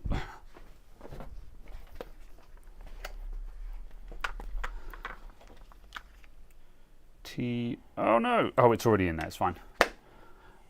I was about to get really angry that someone had pinched the T8.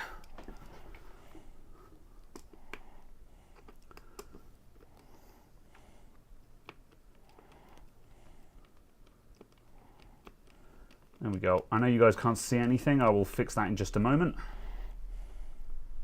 You might be able to check the brushes without removing the motor. How would we go about doing that? Pretend I'm 5. I'm open to ideas. I don't know what I'm doing here. I'm making this up as I go. Whoop. There we go. Right, we've got better access to the prop shaft now. You know, I think if I just bend this all out, I think that prop shaft will pop out.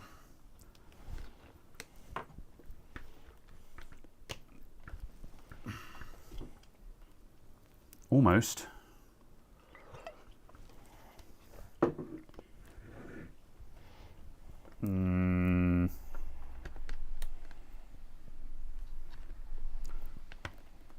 Not quite. Nope, I don't like that. To get any more clearance, I'd have to undo all of this as well. There must be an easier way. There must be an easier way to do this.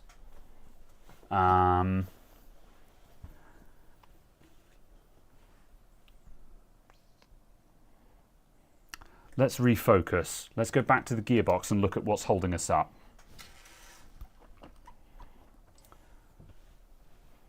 Right.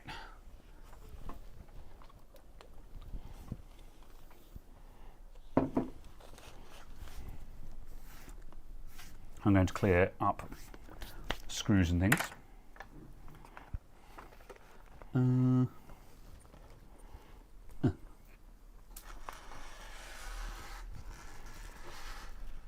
Right, how many types of screws have I got here? 3. That's unfortunate.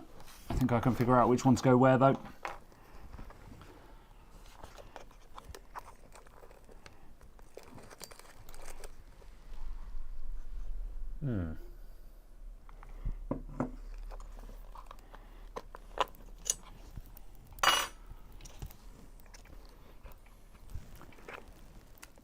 Caradog has removed the heatsink for the motor.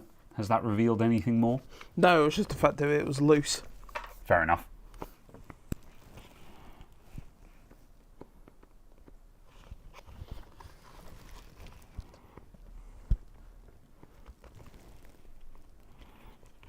Right.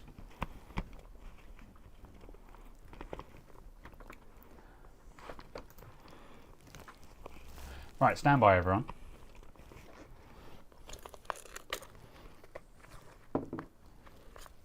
There are lots of bits on the table. We've only got 3 bits of plastic, 3 covers and a bunch of screws at the moment. And the screws I can figure out because there are a couple of machine screws which go into metal, and then there is countersunk and non-countersunk plastic screws. So those are fairly easy to figure out where they go. Yes. If you undo those 2 screws, Yeah.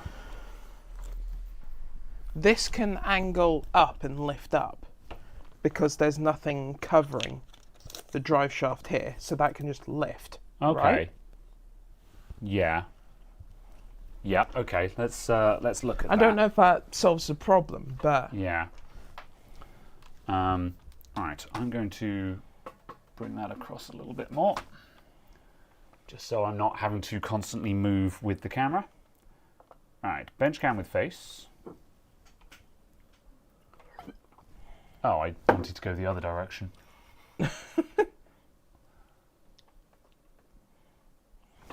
And let's come down a little bit.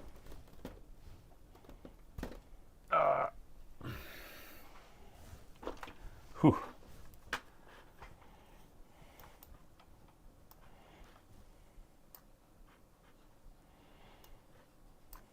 Oops.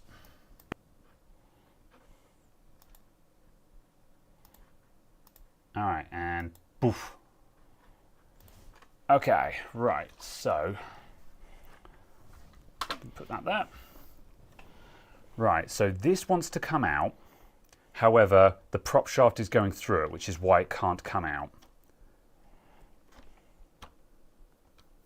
I think the rear axle would pull off if the prop shaft were removed from it.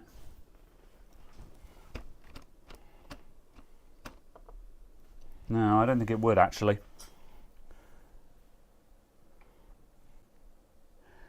Caradog reckons if we undid some more of the front, we could tilt stuff up, but this will just bump into there. I don't think that will solve the problem. yeah.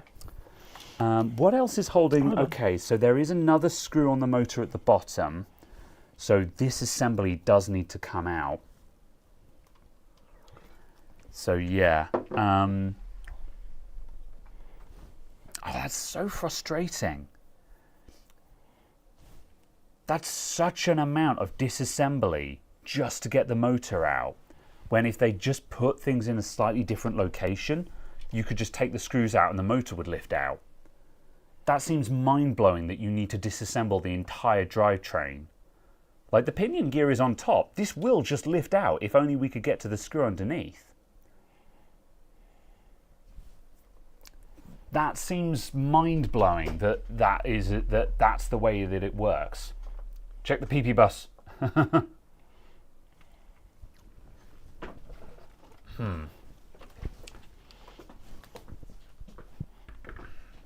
Bet the MOSFET on the control board is bad. It's a non-zero chance. This is why we kind of want to swap the motors over to find out.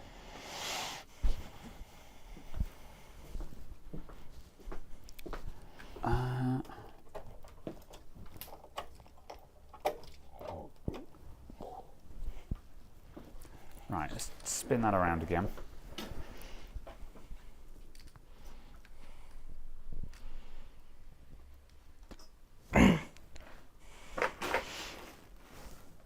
Is the knockoff Equestria Girls the Windows 11 one still? Yes, it is. Am I going to undo the gear linkage? Sorry, the steering rack. The steering rack is basically the only thing that's stopping me from taking off the front axle at this point. but also I don't really want to mess with the steering rack.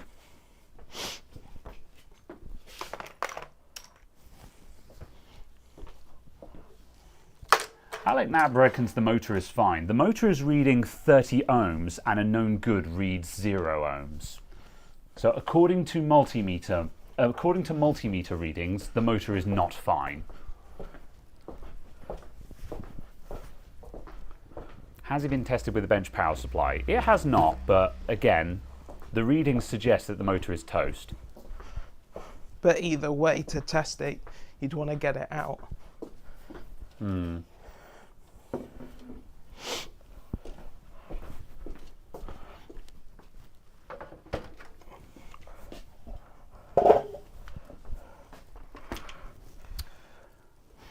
Okay, right.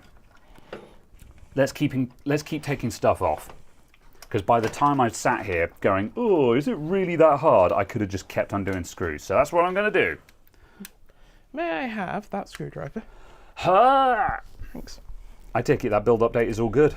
Seems to be, yeah. Huzzah. All right, we'll stick it back in the laptop and then the laptop can get through its service.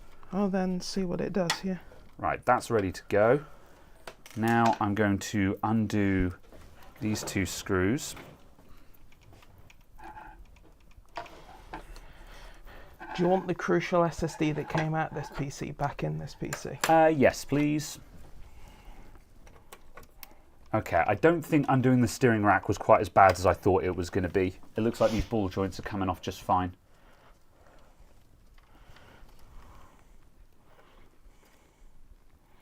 Okay. Yeah, those are machine screws.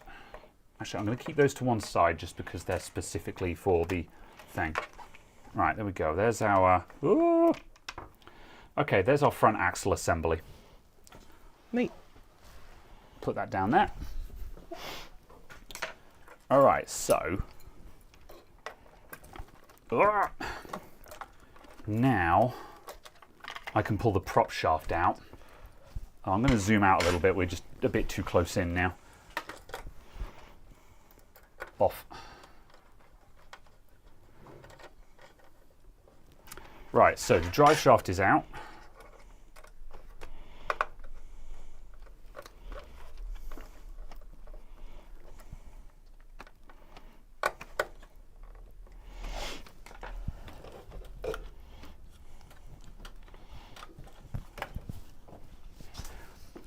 No, that hasn't achieved anything.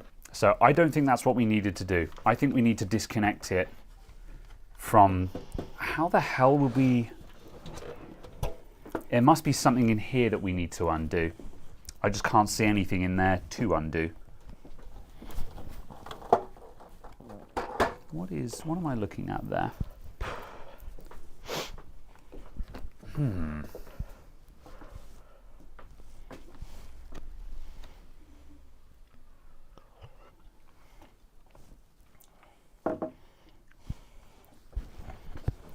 Brush motors can show 0 ohms when the brush connects 2 windings. Oh, that's true.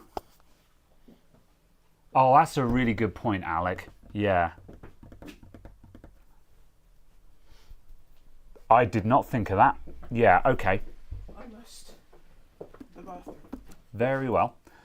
Yeah, that's a really good point. And...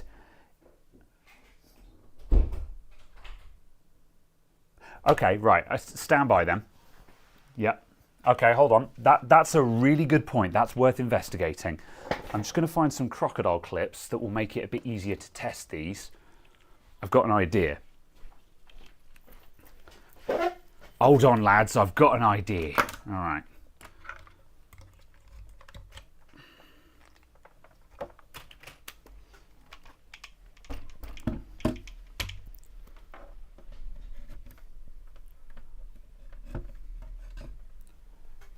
I'm going to do some jiggery pokery. Right, firstly, let's go the right way up. Now I'll actually be able to understand what orientation the camera is in.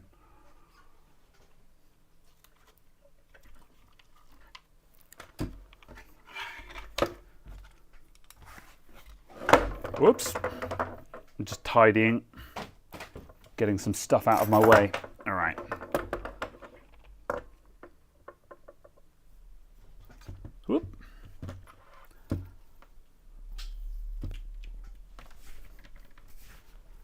Right. Boop. And boop. Right, so I put some crocodile clips on the motor windings.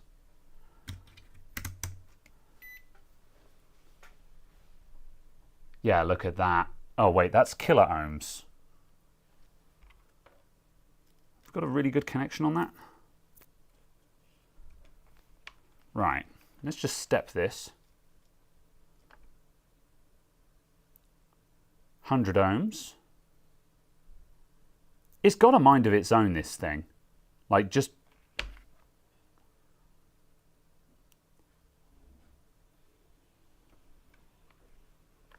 If I step it another tooth, and if I hold it against the brushes,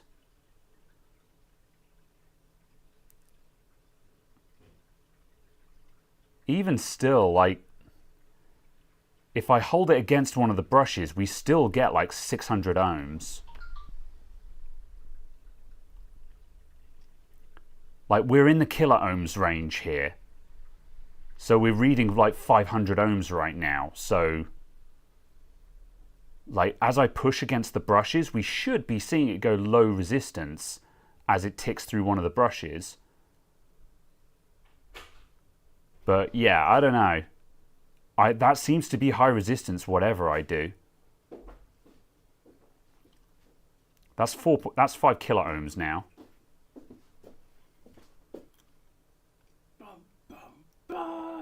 Duh. 5 kilos. What should happen if it's working? Well, we're expecting to see low resistance just because it's a motor. So yeah. Change to a fixed DMM range? I mean, I can, but let's see. Let's go to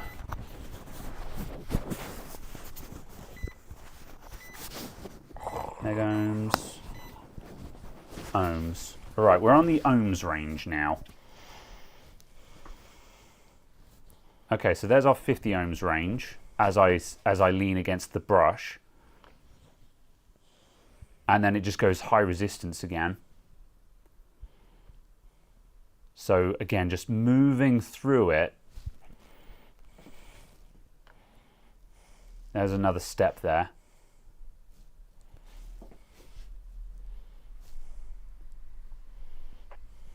At no point are we seeing low resistance. So, yeah. So again, I can't then try another good motor. We've already been through this. So we went to the good, but let's, yeah, okay, we'll check it just for argument's sake, just because this motor is such a ball ache to remove that it would be very good to know if we should be removing it. So yeah, I will indulge this. I don't think this is productive. However, I will indulge this because of how much hassle it is. Where is the gigabyte? It is.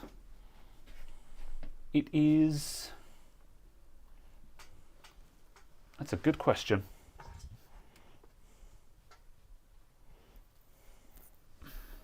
Oh,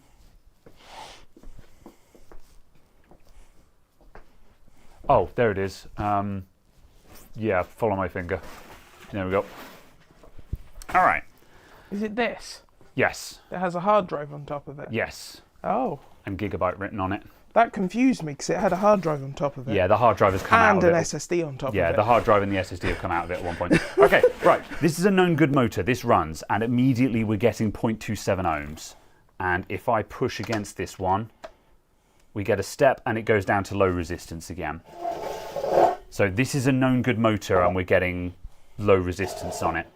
This is the test we did earlier, and yeah, as you can see, we're getting completely different readings off of this that are all low resistance. So yeah. You're inducing voltage back to the DMM. It's still. It is not moving. It is not moving. The reason why I'm moving it forward is I'm moving it so the brushes go past the other brushes so we can see whether we're in a brush short or not. So yeah. Is just the SSD going back in? Yes, just the new SSD, yeah. The 2 other drives are old drives that have come out of it. Cool. So yeah. So the known good motor has low resistance at any point of its travel. See, I get what you're saying, but then why do I get different results on the other motor?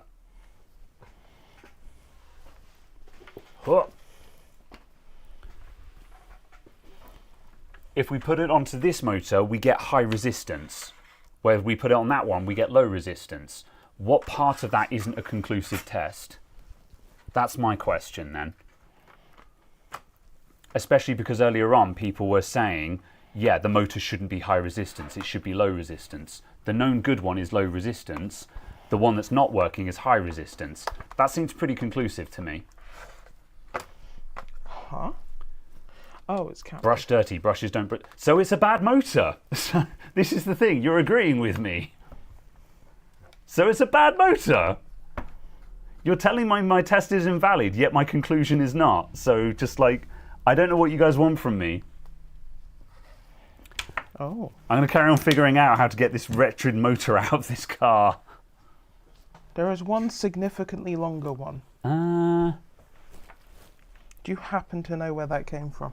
Was it here going through the back middle would be panel? my guess. Yeah, that would be, middle through the back panel. Yeah. Okay. Right. Okay, I've got to figure out how to get this heckin' thing out. The other thing you need as well is to disassemble it enough to get a drive shaft out. All right, everyone's telling me to plug in a bench power supply. I think you're all wrong, and I think that's a waste of time. But I'm going to indulge you. I'm going to get the power supply. I'm calling it. I think you're all wrong. I think it's a bad motor, and I think we've already proven that it's a bad motor.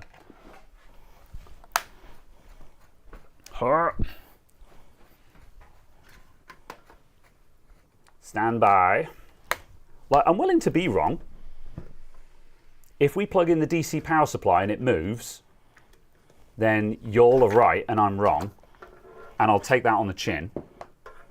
However, I think you guys are ignoring a very clear test result.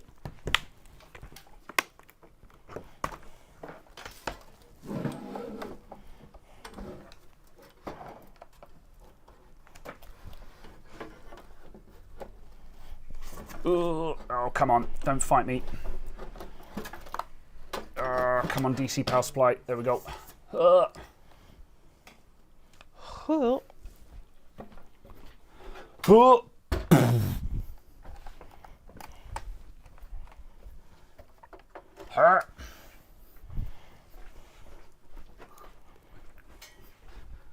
Right, Arnold G says bad motor. Oh. See, the problem is, everyone is saying bad brushes. I'm like, so it's a bad motor. So why are you telling me to inject power into it? Ugh. This is like checking the pulse of a man who doesn't have a head. We already know he's dead. It doesn't matter.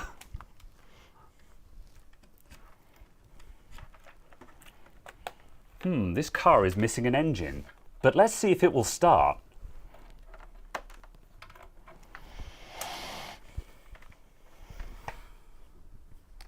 All right.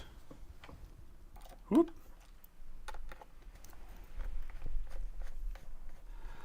I'm going to put some screws in to stabilize this.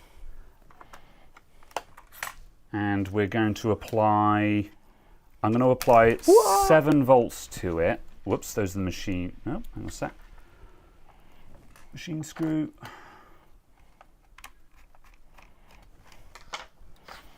What about that one? Oh. Okay. Huh?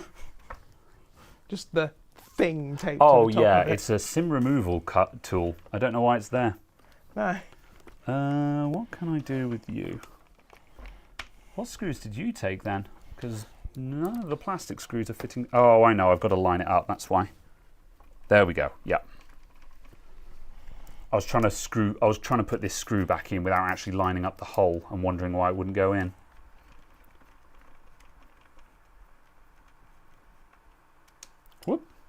Power make brushes good again, apparently. That would be... You know what? If we powered it and it worked and then the resistances change, that would be a really fascinating result. Because that would mean that we were all right. So...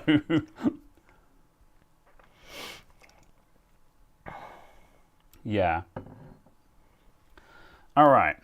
Okay, that's a bit more stable now. So if that actually starts spinning the wheels, we'll be okay. Right. So... Excellent. Let's go 7 volts, which is a little bit low. And anyone know what kind of amperage I should give this? Start of 500 milliamps, which should be like really lethargic. I want it to just turn first, but I have no idea. I have no idea how much it will need to actually start the motor.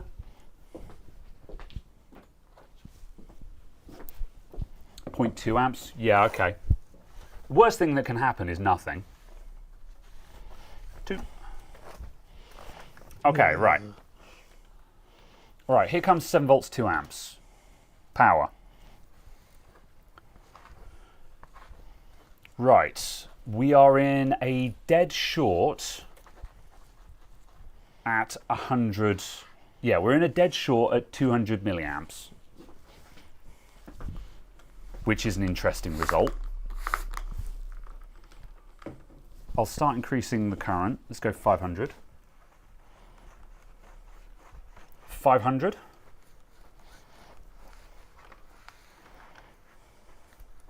Nope.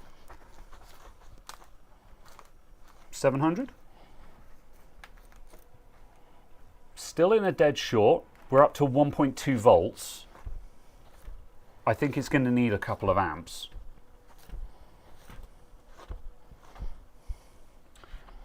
Three to 5 amps. The motor will only take as much as it needs. Okay, Whoops. Cow Dog, if you'd knocked that glass over, I would actually perish because I'm sitting here doing battle with the chat.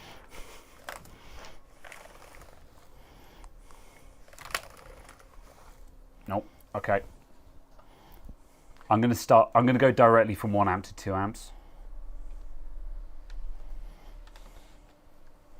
It's taking the amps, but not... Okay, 3 amps. It's 3 amps, still dead short. There we go. Whoa, boy. Whoa, boy.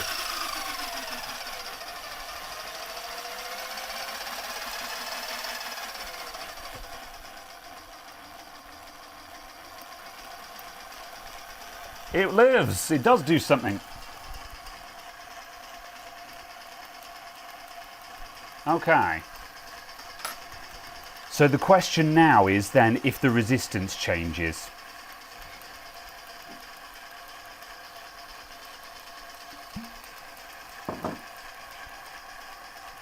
Right, I'm going to give it a belt.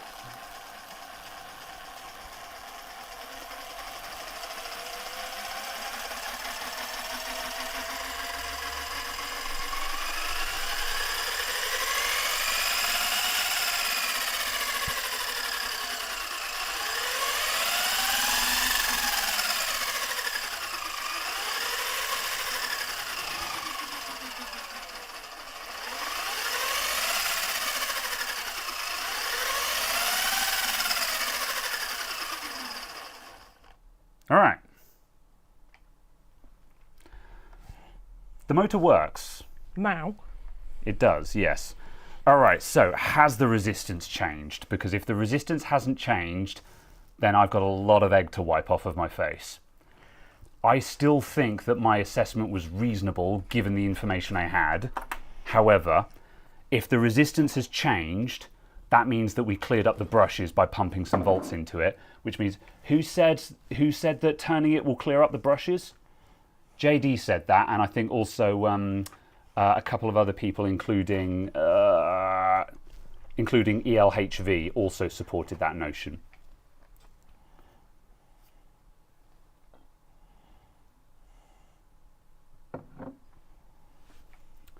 But will it start again or only on a push? Sure. Let me just quickly check that. Like, I was ramping the amps between 0 and 5 amps then. I was literally just cranking the amps. So I'll just try cranking the amps. So 0 amps. No. It can't start without a push. Ah, what does that mean? It won't start without a push. Whoops. Let's give it 7.5 volts. Although, I mean, I don't think that's going to help it, but 7.5 volts.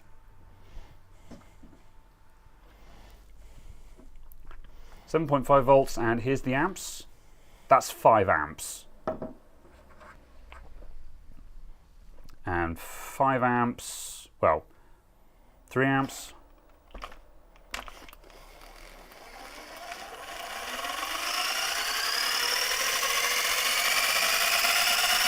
All right, that's enough. Yeah, it won't start without a push.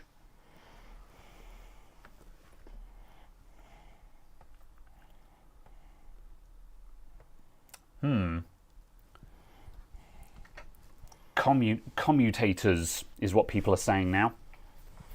So yeah. Damn communists. What's the commutator? I don't know what that is. I know what the windings are, I know what the brushes are. What's the commutator? Is the commutator the bit that the brushes rub against?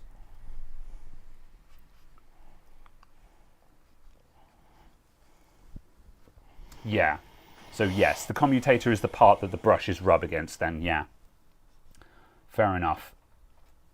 Okay. All right then. So I'm just going to move the plugs back to the multimeter. We can do the same test on the other car as a control test as well. We can see if that can start without a push. I was giving it 5 amps then, which seems pretty reasonable to get it started.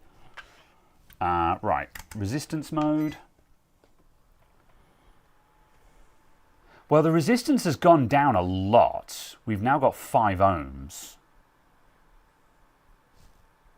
Let's just rub it over to just another pole. So that's interesting. The resistance is still much higher than the other one, but it's gone down dramatically since we ran it.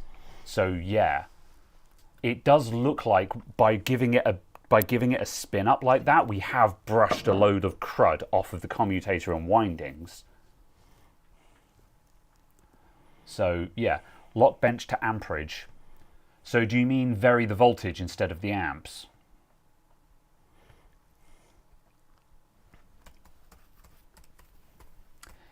If they sit long enough, you need to get the motor running to start it again. Yeah. Okay. I'm going to do a control test on the other motor just for science. Ooh.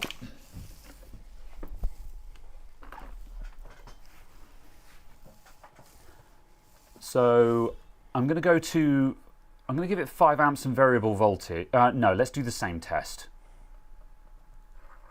7.5 amps and variable amps. Sorry, 7.5 volts variable amps.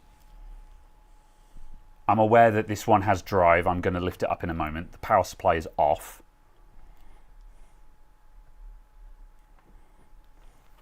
All right, so known good. DC motor attached. Power 0 amps. 1 amp. 2, 3, 4, 5. Nothing.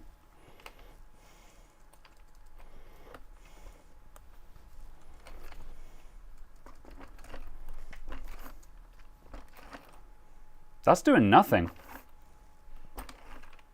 I'm going to turn that off. It's not drawing any power, interestingly. That felt wrong. That felt... Yeah.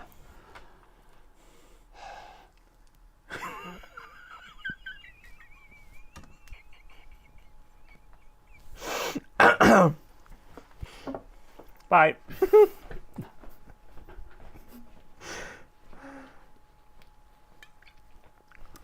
Okay, I'm gonna walk back on screen now, but I did the bit.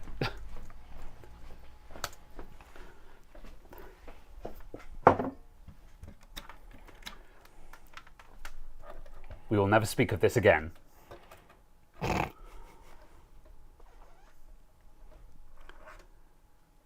I was looking at that going, that behaviour is very different. Something don't feel right about any of this. All right, let's try that again. Right, power on. 1 amp. 2 amps. 3, 4, 5. Oh, there it goes. Wow, all right, that's enough, that's enough, that's enough.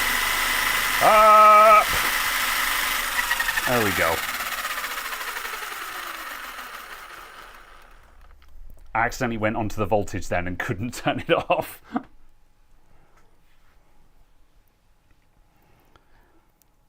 All right. Oh yeah, I didn't disconnect the battery, but the motor is not connected into anything. Like, these things are isolated. So yeah. Okay. Right. Yeah, this one's 3-wheel drive because it's missing a drive shaft, which I'm going to steal from the other car, I think. So, because I'm going to steal the drive shaft from the other car because that gets this one working. And then we can work on adding parts to the other car. All right. Oh, this battery is only 2,000 milliamp hours. That's pretty lame.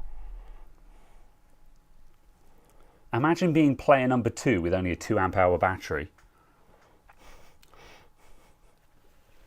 Actually scary, it takes 5 amps to start.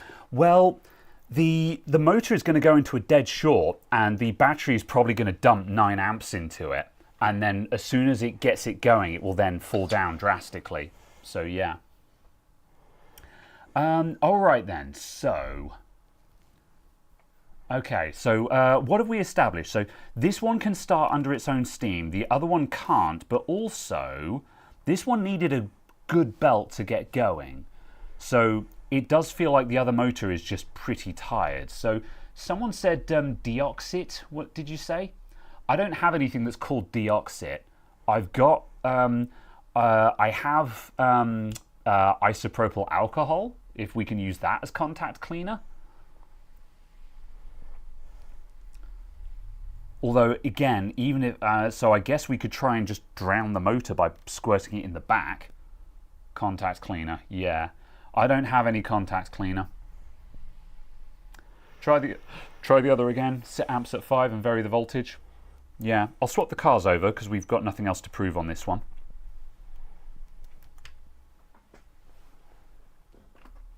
WD-40 then. Okay, yeah. I don't have any WD-40 either. Ugh. I've got WD-40 at home, but I don't have any in the shop because I just don't use it on anything. Ugh. The weird thing is, this motor looks in way better condition than the other one. The other one's a lot dirtier than this is. Ah, there's a little window in the side of the motor here.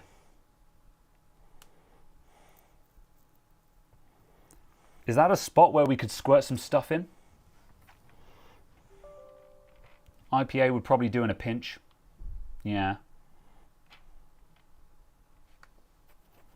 Don't squirt WD-40 or other oils onto the commutator. Yeah.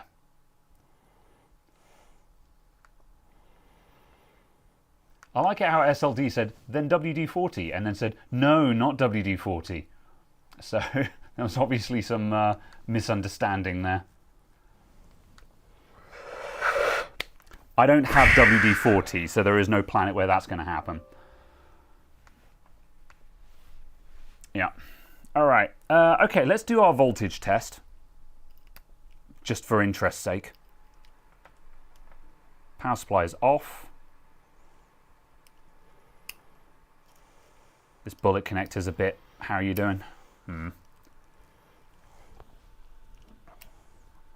That's good enough. Right, let's try that again. So... I'm going to go to 7.5... let's start off at 0 volts then. So, hold on. And current 5 amps. All right, so we are at 0 volts and 5 amps, and I'm going to start increasing the voltage. So here's 1 volt, 2 volts. Huh. There you go.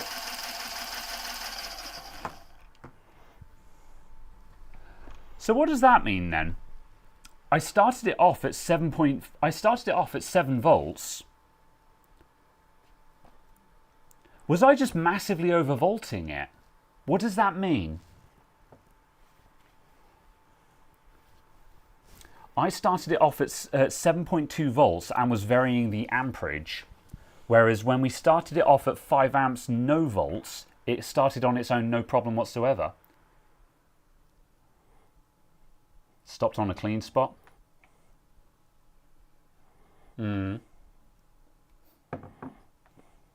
Yeah.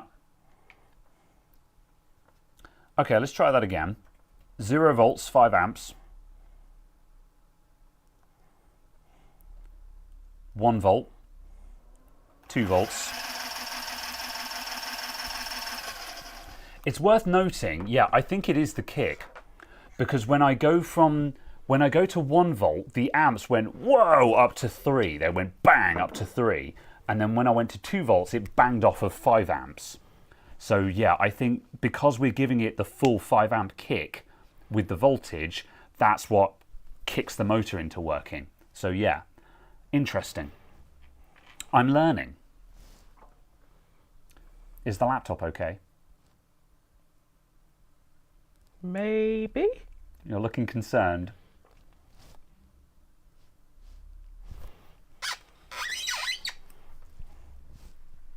Good luck. Is the battery flat? I don't know. Okay. Where is the charger? That's not a charger.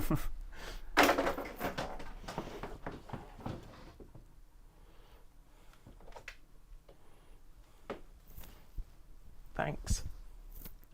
Is that going to work for you? Nope. You'll have to get under the desk and plug that into another cable. All right. Amps create torque, volts create RPM. Aha. That makes sense. Plug it back into the ESC and see if it works. I think that's a fair comment. Maybe maybe you guys were right and just giving the motor a kick and giving it a spin to clean it up will work. Should we give it another drive, just ramp it up? Or should we just plug it in and see what we do? Pump it up. Got to pump it up.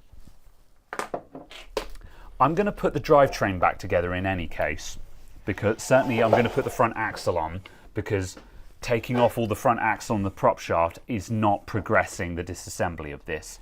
So I'm going to put that back on just to get things a bit more under control. All right. Also, one more time, because we just gave that more belts, I want to just look at the resistance again, because again, I think we're going to see that the resistance has dropped a bit more, and that vindicates me and means that I can say I wasn't wrong. Yes, I didn't have the answer, but I wasn't wrong.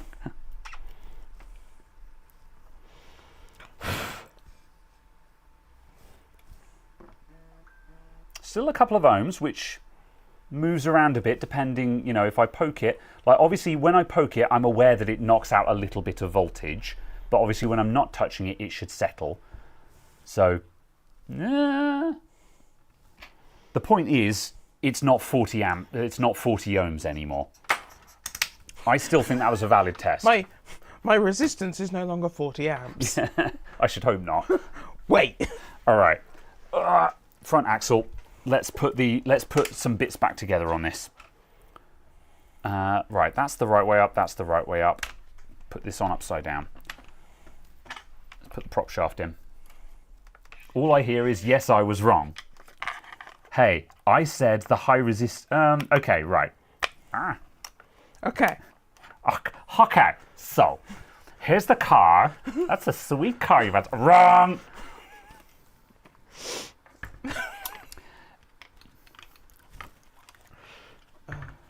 I think we were all right for different reasons.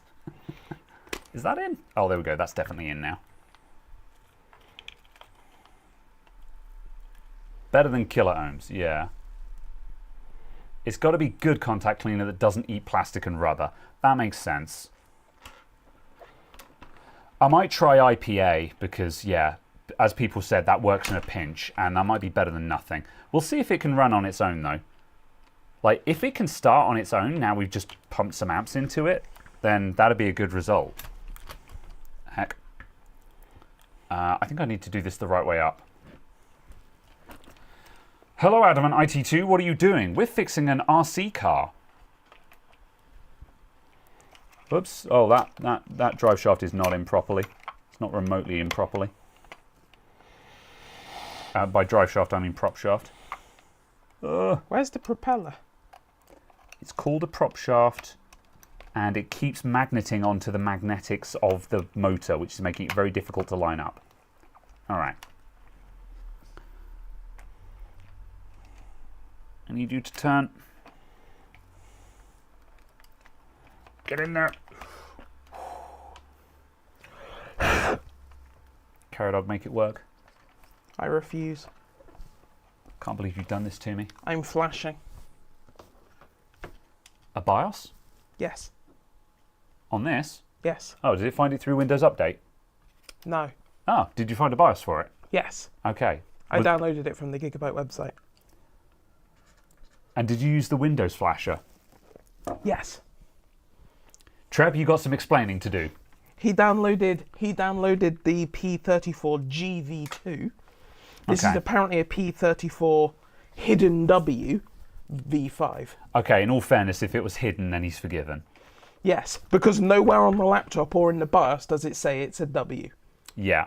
But if you search for P34 V5, you then find the P34W, and then you find the V5. All right, Treb, you're not fired. Imagine if model names actually were, you know, the complete sodding model name. You know, I often criticise HP, and I often criticise HP for making too many damn laptops. But I tell you what HP laptops do have, a unique product number. Like a typical HP product number is something like 15-A1234. Yeah. And with 15 meaning it's 15-inch, then A being the chassis series, and then the rest of the numbers just being spec. And they have too many damn SKUs, but that product number will give you that exact laptop. You know, I can't help but notice that it's off. Okay, I think that just turned off. Yeah, okay. So, yeah. I presume to continue flashing, I must turn it on. Fair enough. All right. That's the other thing for that. Right, let's see. Deoxit is worth buying as a tech, but it's pricey. You don't need to use it much. You know, I don't have any good contact cleaner, so I think that's not a bad idea. I will consider this. It's magic stuff. Nothing like tinkering things that you usually don't muck around with. Yeah, well, that's just it, you know. It's fun to learn, and I don't think I would have gotten through this without doing it on stream with some input from chat. So thanks, guys, for sticking around. I think I was still right about the resistance. However, the motor was recoverable. The motor was faulty, but it's recoverable. And that means that I wasn't wrong. All right, let's put the skid plates back on. That one goes there. That one goes there. Good, okay. Am I going to just finish reassembling this? I'll leave this one off for now. How much stability does that have? No, I'm going to put that one back on, because if I'm going to ramp it up and give it the beans, I want it to actually have some stability.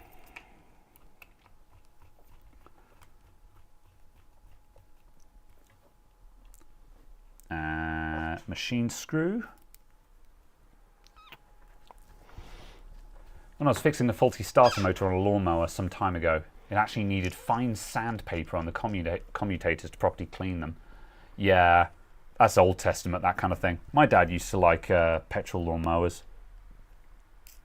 Didn't believe in Flymos. Not sure if this is the right screw, but I'm just going to stick in anything for now. Actually, no, let's not stick in anything. Let's put in the right screws as a special treat. Special? especially because this is the front axle assembly, so I'm actually putting this one in for realsies. Don't say you were wrong, just blame Caradog. So... Have you bricked it? So... It's worth noting that when it was trying to do the build update, it would get stuck on post screen after rebooting. However, if you've done several... It doesn't appear to get past this. It's stuck on the Gigabyte logo. But then you restart it and it will boot normally. Okay. So it will not restart. Okay. Let's see. So make it start normally by whatever means. Go into BIOS and just do restore to defaults. I did. Okay. In that case, we might need to do and then I flashed it. Okay, well, do it again. Have after flashing in that case. Then we'll open it up and we'll disconnect the battery and the RTC battery. Yeah, Lead Farmer says fast boot off, secure boot or EFI defect. Yeah, maybe we kind of want fast boot though. Although to be honest, a long post time isn't the end of the world. Alright, that's on. I'm going to put these on as well. But yeah, try restoring defaults again. Oh, that needs machine screws.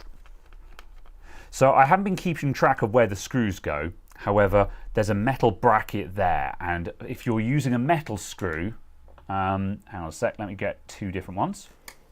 So just a learning thing for everyone. So this one with the fine threads, this is a machine screw. And this one here with the really coarse threads, that's a plastic screw. So when you're trying to figure things out, there's a metal plate in these two screw holes, so that's where the machine screws are going to go. So this is how you take stuff apart without knowing where the screws go back in. If you know your screws, then, or sorry, your fasteners, then you don't need to keep track of where things come from. It's not about how long your post is, it's how you use it. You get a sensible chuckle, Sean.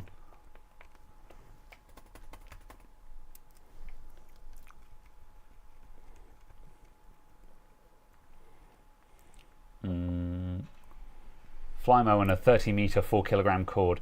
You know what, Sean? Now you mention it, my dad has a very, very long garden. Maybe that's why he never bought a Flymo. I mean, it was kind of rad. I have many fond memories of running my dad's petrol lawnmower. It was cool. I probably shouldn't have been allowed to operate that as a child, but...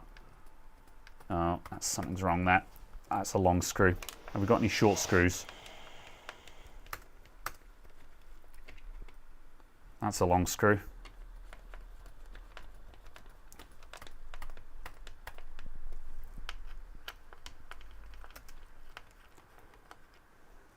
That's also a long screw.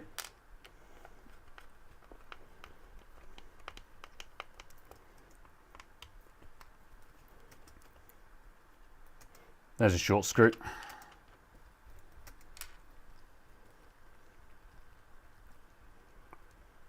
Whoop.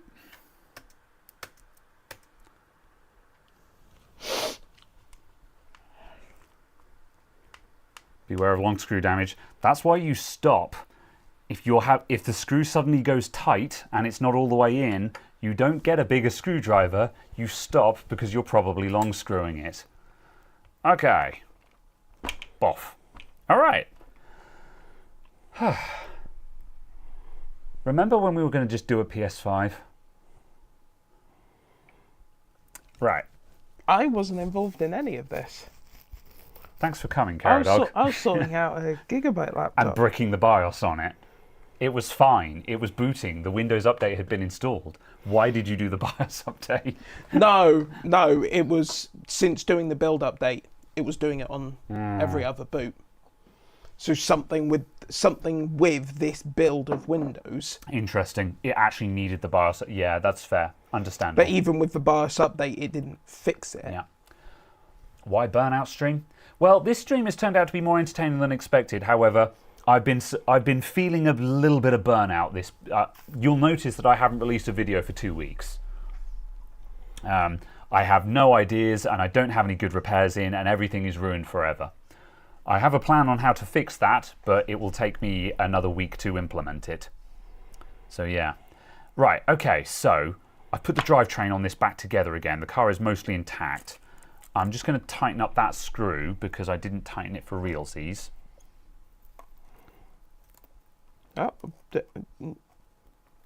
Oh, I see. Okay.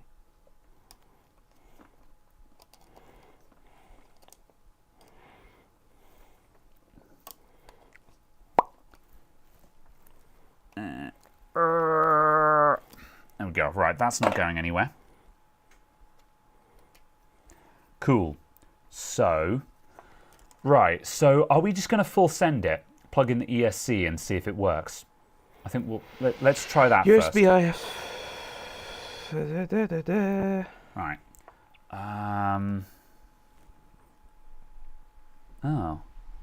Oh yeah, the end of the bullet is in there. See if I can just jam that in there.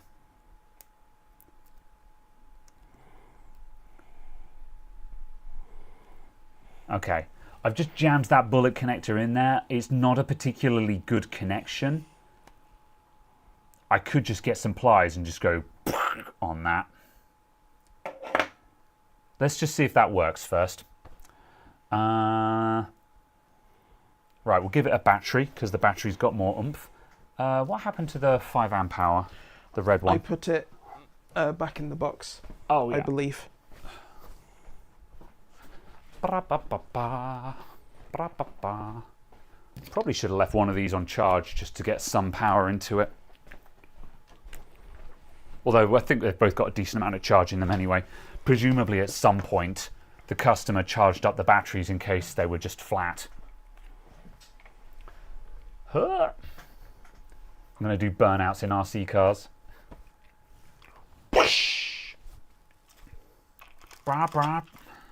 Vroom, vroom. My car goes psh, psh. All right, battery connected. I'm going to turn that around so it doesn't fall into the gearbox and explode. All right. Oh, $1 million question. Which controller was for which car? I don't know. Good job. All right, we've got a 50-50 chance. Good luck, everyone. Right, power on. Power on. Steering. Nothing. Probably the wrong controller.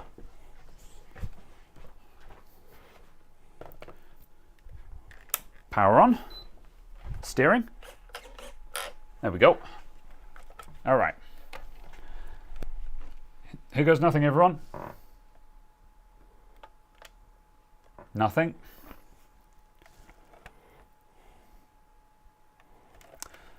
Okay.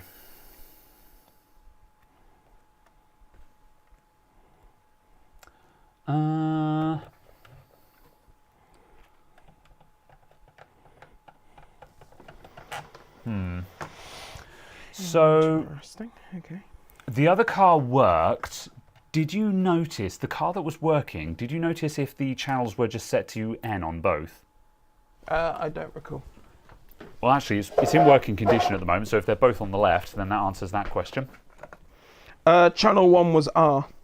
Channel 1 was R. Okay, let's try that. Still nothing. And that one does the steering, yeah? This one steers, yeah. Okay. Steering working, yep. Swap batteries. Could do. The other batteries are 2 amp hour. But just because this one's high capacity doesn't mean it's not tanked.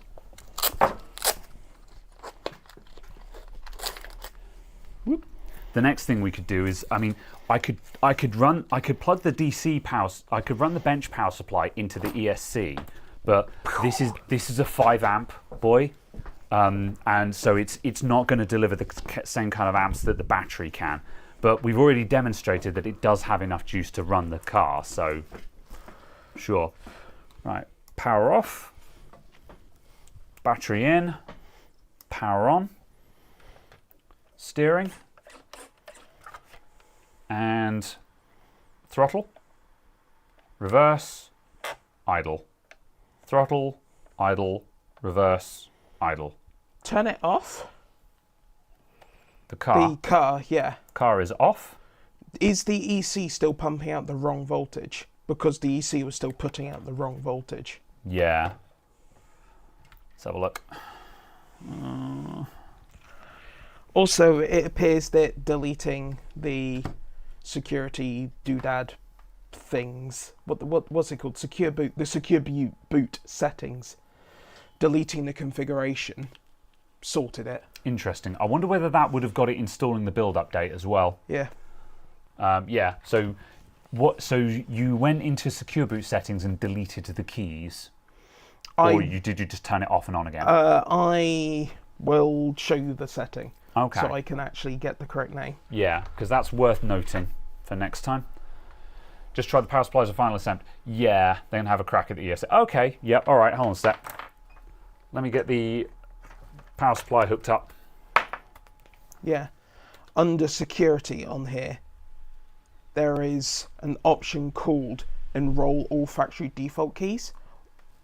And it forces system to user mode, installs all factory default keys, PK, KEK, DB, DBT, DBX. Yes. And the setting changed from system mode user secure boot enabled to system mode setup secure boot not active.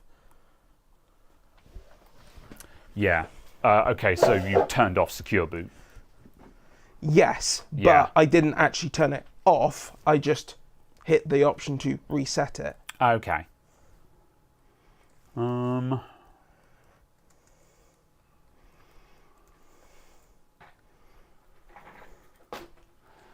Ooh. What if? I wonder if banana jacks will fit into that into that Tamiya. Not quite, but what if smaller crocodile clips? Oh, that's not going to take amps through that connection. I'll force them a little bit more. I don't think that's a good enough connection for the amps, but I'm going to try it. If this doesn't work, I would say it's an inconclusive test, but I'm going to try it. You can poke out the contacts with a flat screwdriver. Yeah. All right, hang on a sec. We're going to keep doing science for a little bit longer. Power. Right. 5 amps, 7 volts. I'll give it 7.5 because that should be a fully charged battery. Power on. I'm not seeing a flashing light in there. No, that connection. Oh, didn't turn on the power supply.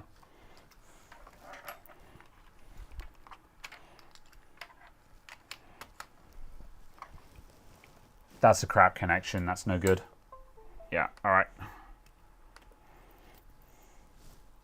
Oh, yeah, those are a lot like the old Molex pins, aren't they? Yeah, all right. I'll poke those out. I thought they'd be more fiddly than that.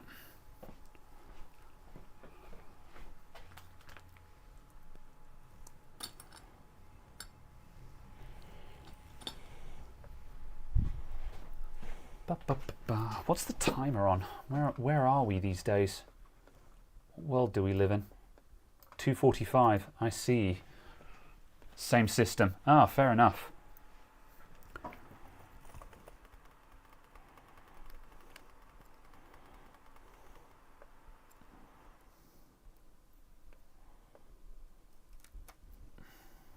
Whoop.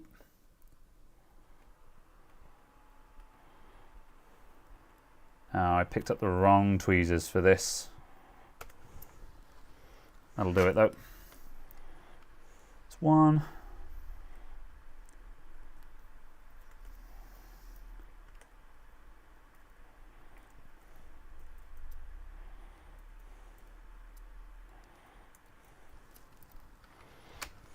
Not quite.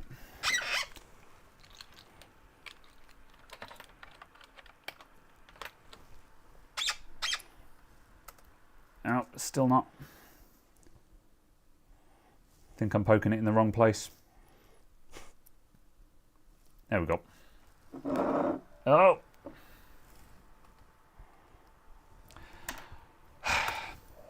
So, a prize to anyone who can tell me which way round the pins go. I think it was red on the square pin, which would be red on the right when looking down at the top of the connector. It's red on... It's... Oh yeah, the battery tells us that, doesn't it? Yeah. Or the card that's here. Oh yeah. Yeah, red on the right when looking at the top of the connector. I was correct. Good. Huh? Yes. So looking at the top of the connector, red on the right. Oh, okay. Yeah. It's completely arbitrary, I'll concede that. However, it was what I thought it was. I was like, because what you're describing is literally not what's in front of me. So, okay. And the chat's just like, look at the battery. You have a second car. I'm sorry. Look. Listen. Listen. Look. Okay? All right.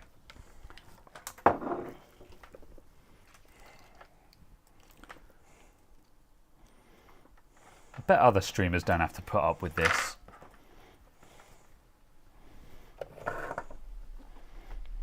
Okay, right. Car is off. Power supply is on. Car is on. Flashing light. Steering. Okay, right. Throttle. Reverse. Idle. Is there any change in the current? By 10 milliamps. But when you do the steering... Steering does a lot, yeah. Therefore, it's not even telling the motor to do anything. Yeah, I'd agree with that. Because there's still the point of the voltage is 7.5 volts. Yeah. At idle, on the other car at idle it's 0. Yeah. Could the controller have Sudoku'd itself with a with an engine that was overdriving it or something like that? Yeah, ESC fried.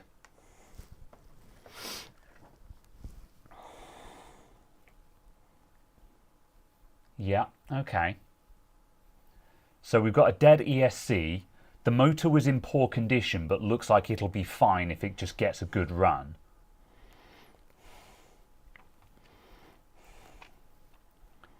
You called the AA. Oh! Time to search for burnt MOSFETs. No. Probably fried because of a seized motor.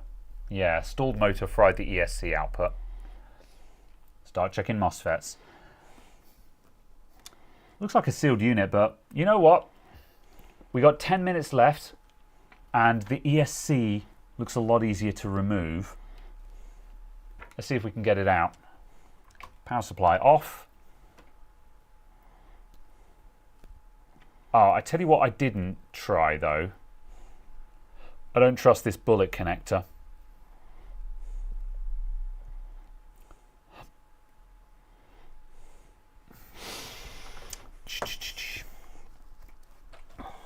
Right, if I buy a new bullet connector, it's going to come with both ends. So I'm going to plug this back in, and I'm going to get the pliers, and I'm just going to go... Just like that. That did not work. All right.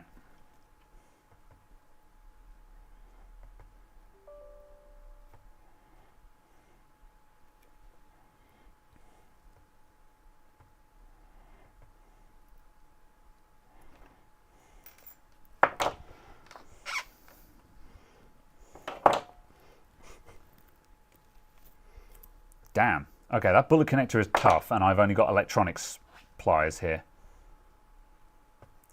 I've got zero confidence in this connection. I just want to do something that... Okay, right. I've kind of just jammed that... Oh, nope. Right, I've jammed that in such a way that I don't trust it with high current, but it should do something. Right, that's plugged in.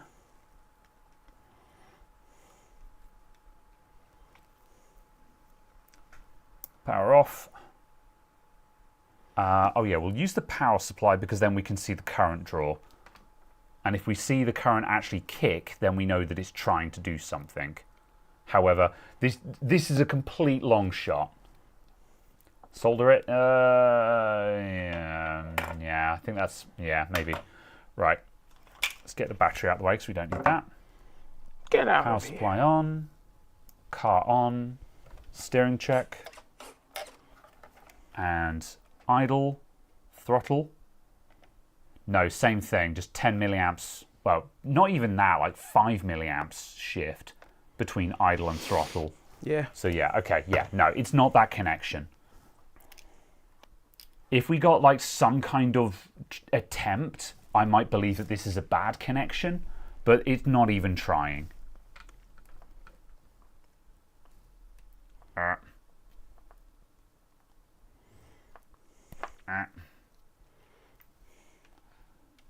Next week, upgrading the ESC with some lower RDS on MOSFETs. No. Oh, you're no fun. No, I'm not.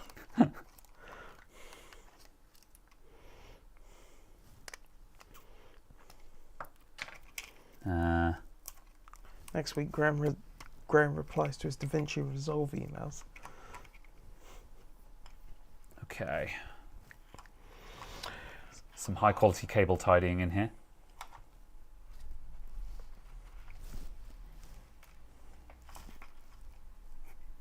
Right, one.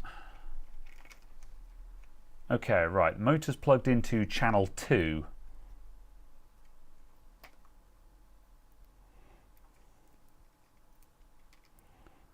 And those aren't keyed, which is a bit scary, but we've got another one plugged in. Okay. That's got 2 screws holding it in from the bottom, I think.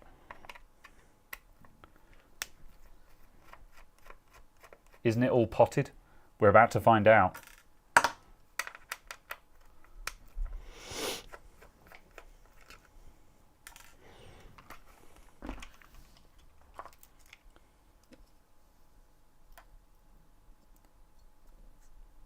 I think it's all going to be potted.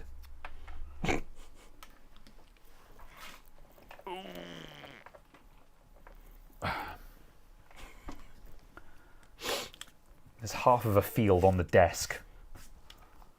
Which will be there next week. That's next week Graham's problem.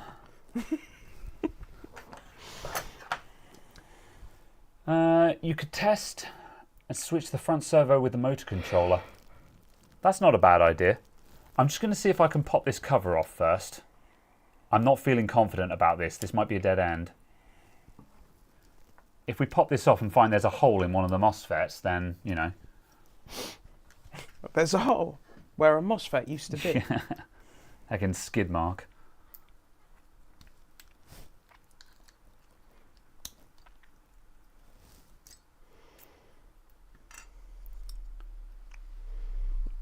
It's potted.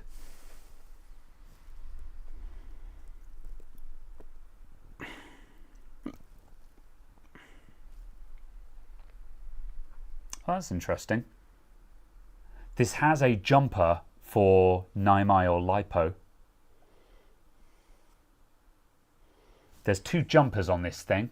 One of them is rev, which is in the on position, so presumably that means it's reverse enabled.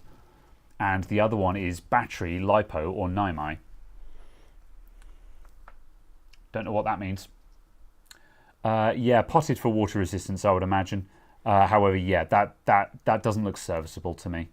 I could probably like just rip the heatsink off to try to start getting access, but I can't see a world where this is going to be serviceable in a economic way.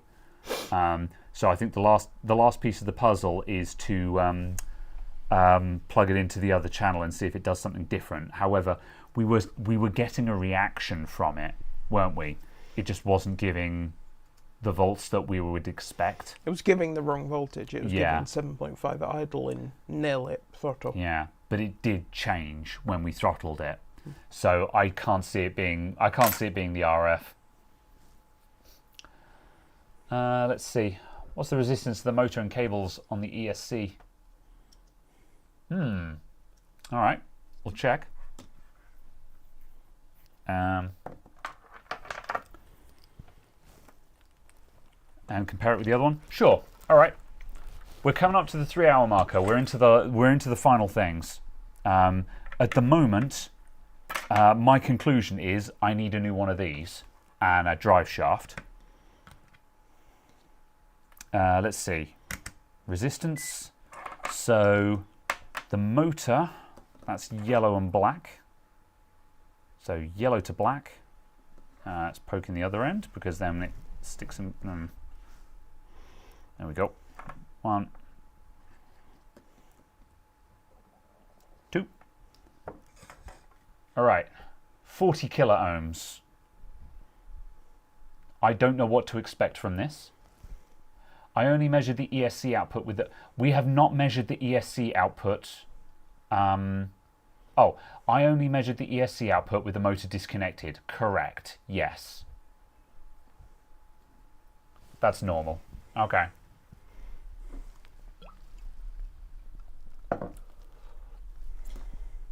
Put it on diode, maybe? Sure. Diode. Right, we're open line one direction, so we should see a diode drop in the other, I guess, because we're going across a MOSFET, right?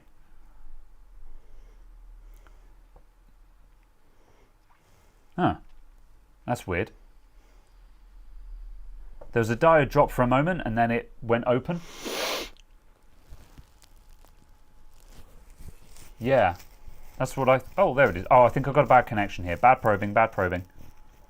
Yeah. Bad touch. Yeah. There's a 1 volt diode drop. 1 volt seems like a bit of a weird diode drop, but still, there is diode drop in one direction. And the other direction just for posterity. Pinching it.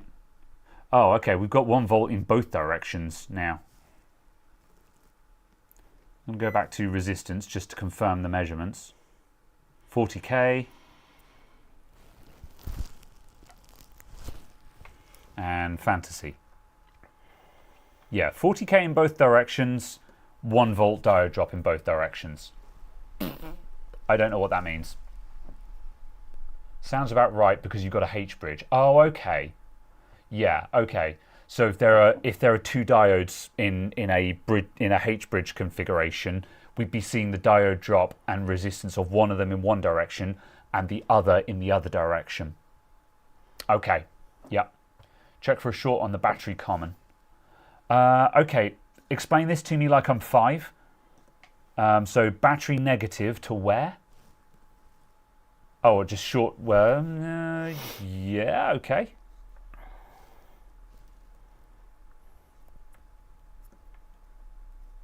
Whoop.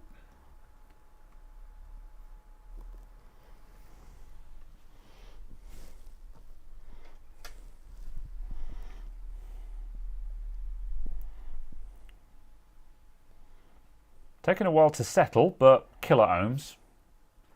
And from common to motor, so to motor positive,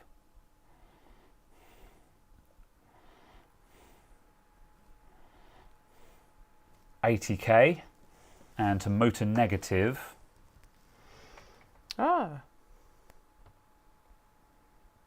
$80k.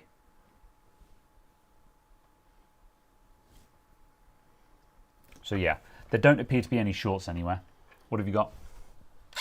Just to derail you completely, if you wanted this can be upgraded in line to Windows 11. Whack, but sure. Okay, we won't do that now, No, but the no. customer will be very pleased. Yeah. Because the customer was a bit bummed because we were both consciously aware that we're dumping money into a new SSD and a new battery for this laptop, despite the fact that it's on Windows 10. However, knowing that it will actually take the Windows 11 upgrade, Apparently. yeah, Yes. the customer will be pleased. You'll If probably Windows need Update is offering it, then No. Oh, did you do? Oh, I'm okay. doing it on the flash drive. But this is an official flash drive, right? This isn't a Rufus one. That's a This Rufus isn't- one, Oh, I see. Okay. so that might be why. But then on the other hand, I would try it anyway. This is the kind of customer that I think would be willing to roll the dice on that. But yeah, but at the very least, that would do an inline update for it Sure, that's a good sign. through that flash drive. All right. All right. On 8AD says check the receiver, put the motor ESC on the steering channel. All right, you got it. TPM2 enabled. Apparently, it has something there. Well, maybe we've got a roofied Windows 11 drive, so I'm not sure if that is bypassing stuff. Okay, right. I'm going to put this car back together again, and we're going to try it on the other channel, and then we're going to wrap up. So yeah, right. Almost there. Whoop. Thanks for your help, guys. We started out a little bit slow, but we seem to have picked up and started making progress. If nothing else, this has been a very interesting dive.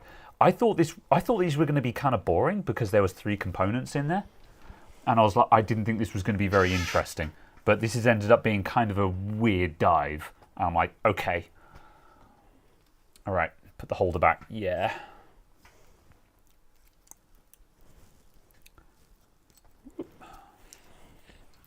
Reassemble all of this.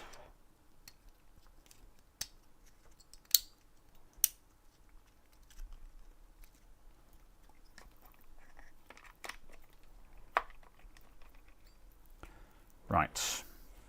Black toward me.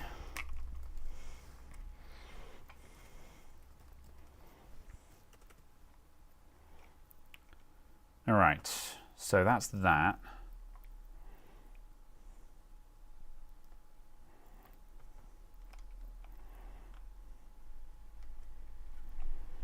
Oh.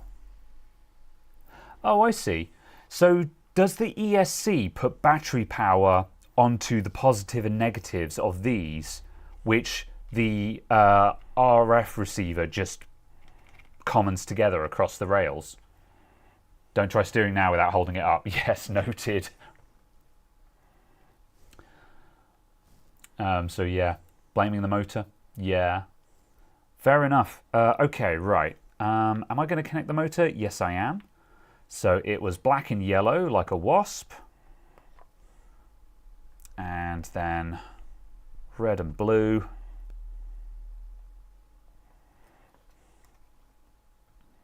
Bad connection here, but it should do something, right? Okay, right. Battery.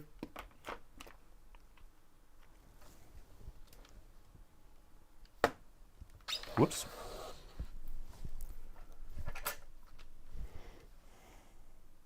That's sketchy as hell. I'm just going to put these... yeah. No, that's sketchy as hell. Let's not do that. I'll put the thing on it. I don't think running it off the bench power supply is proving anything at this point. Certainly doesn't seem like it. No. So I'm just going to connect it back up properly to a battery. Use the supply. Current limited is safest. Okay, sure. Yep, I'll take you guys' advice on that.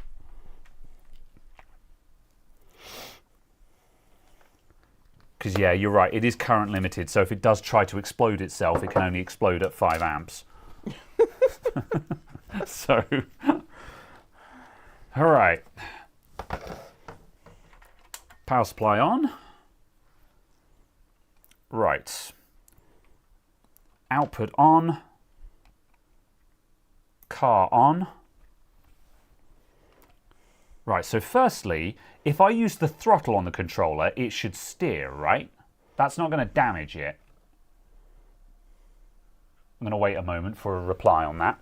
Because if the steering works on the throttle, then that gives us information. All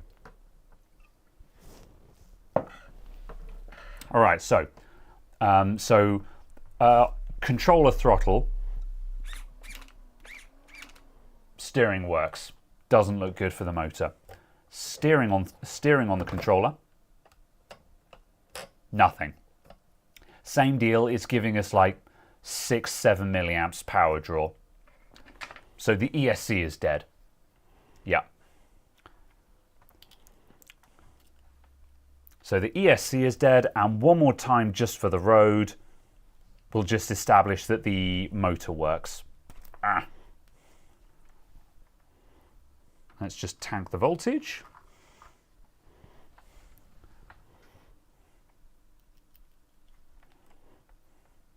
Voltage is down. Picking up car. And voltage adjust. 1 volt, 2 volts, 3 volts. Are you not current limited to 0 amps? No, I'm voltage limited right now. Current's at 5 amps. Okay. Okay, hang on a sec. I'm going to back that off. It wasn't drawing any power there. I'm going to give it a kick. So no power, just turning the motor over. Going to give it another kick. So 1 volt, 2 volts.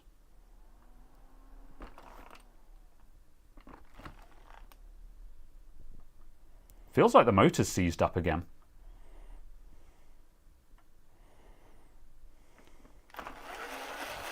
There we go. It's lethargic though. There it goes.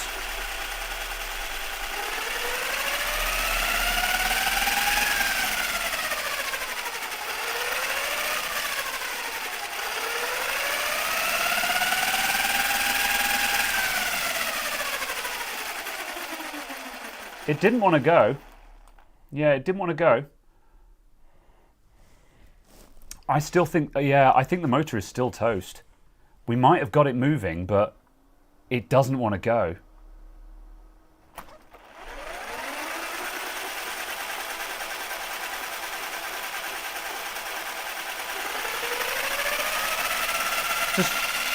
That's 5 volts. I'll give it 7.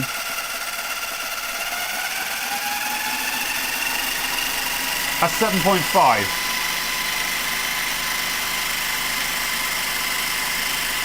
You turn it off, turn off the supply. Okay, yeah, I see. Set it to 7.5. Right, output off, supply up to 7.5, and then we'll just give it a 7.5 volt kick. Right, and bang. Yeah, that'll do it.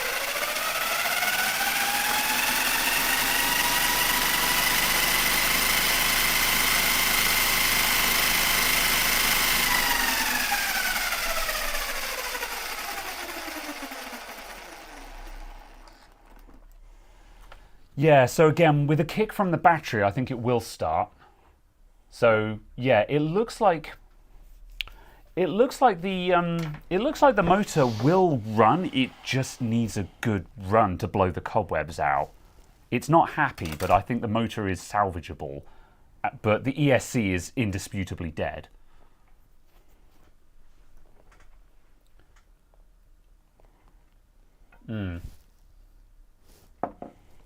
Okay. All right then. Let's swap those back around before I forget. Just as a point to be aware of, Yeah. a new one of these. A new ESC. No, a new full working brand new The car. Yeah. Everything is £180. So just a full brand new, absolutely everything is £180. Yeah. So it's a case of obviously if a motor, an EC and a drive shaft adds up to near £180, which I doubt it, but it's just to be aware that for £180 you can have an entire new one. Yeah, it depends on how much the ESC costs. Drive shaft is probably probably £5 from the supplier. If the ESC, I mean, how much is an ESC for a cheap car like this? Bueller, anyone know? The motor can kill other ESCs as well, so I wouldn't swap them. A Maverick ESC on eBay here is £100 including shipping. What? Bloody hell. or £50 plus £50 shipping.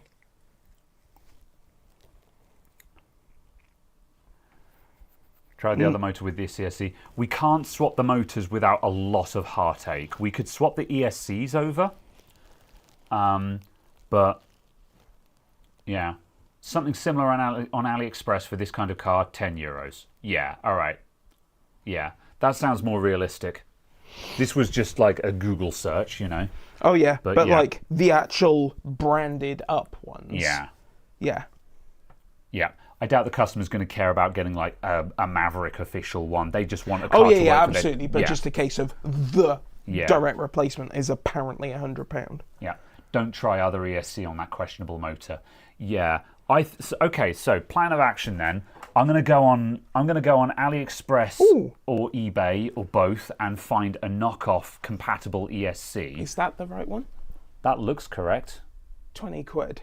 Yeah. eBay. Yeah, for 20 quid, I think that's worth a punt. Yeah, and then three-day delivery. So yeah. Yeah. Just okay, instead Caradox of found one AliExpress. for 20 quid for a Maverick one. So yeah. So I think if you get a new ESC and the motor's dead, won't it kill the ESC anyway? I don't know. The motor works if you give it a poke. If it were me and this were my vehicle, I would replace both. Yeah.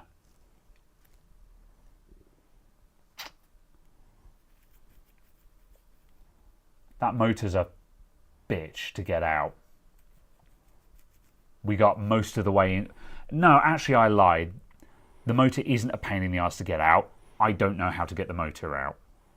That's solvable by Google searching. That's solvable by RTFMing. ESC shouldn't die because of an apparent short, but because of an inductive load can be like a short. Yeah. You should not have to poke a motor to get it going. Yeah.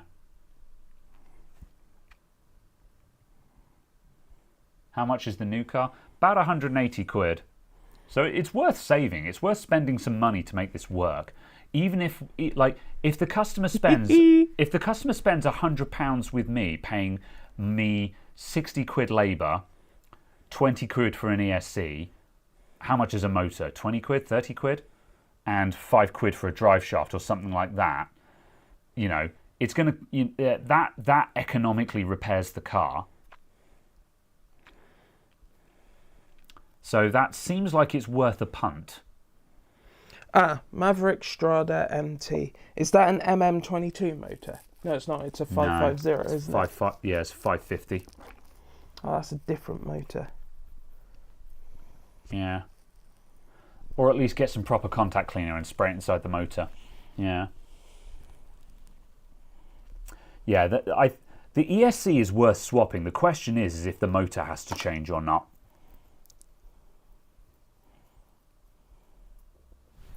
And I don't know the answer to that. What was the writing on it? The motor again? It was MM-550, wasn't it? That's correct. Yeah.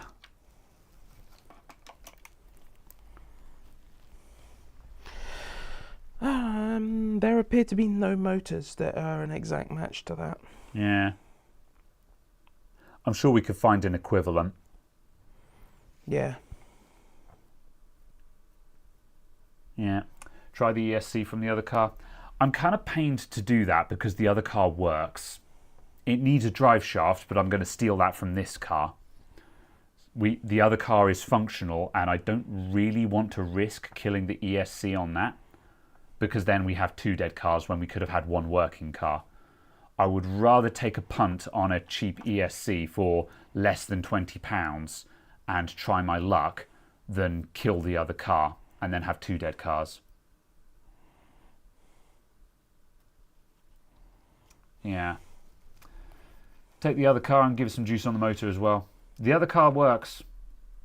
We reckon the ESC died because the motor was seized, and we've freed up the motor just by abusing it a little bit. I test this ESC in the other known good car.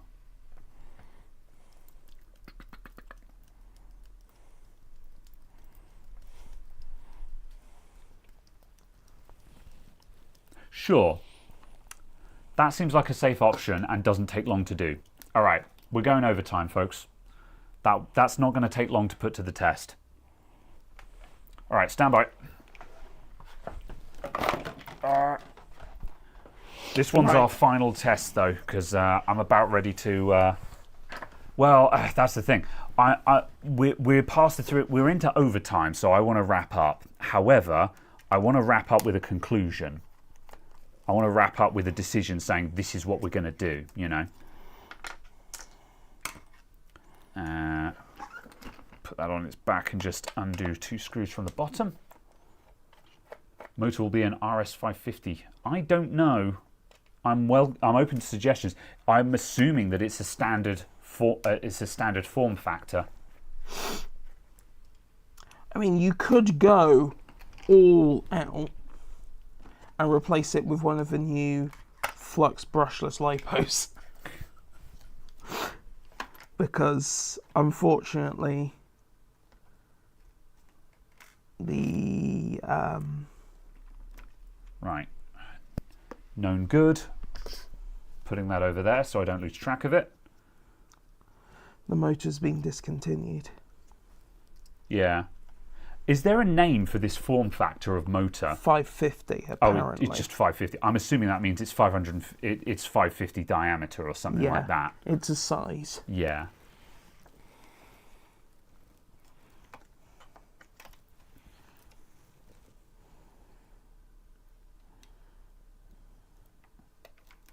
Boop. All right. You could use, from the sounds of it, a Firebolt 15T 540.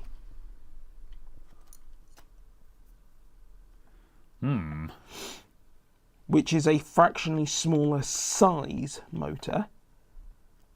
It's 540 instead of 550. Yeah. But it's still the same 15 turns. Fair enough. And that's £17 off of Amazon.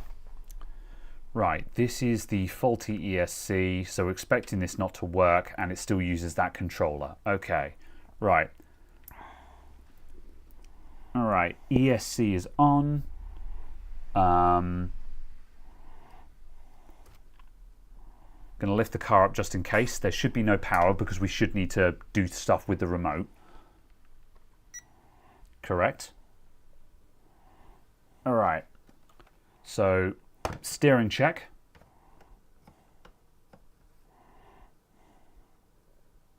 Steering is not working. Do we...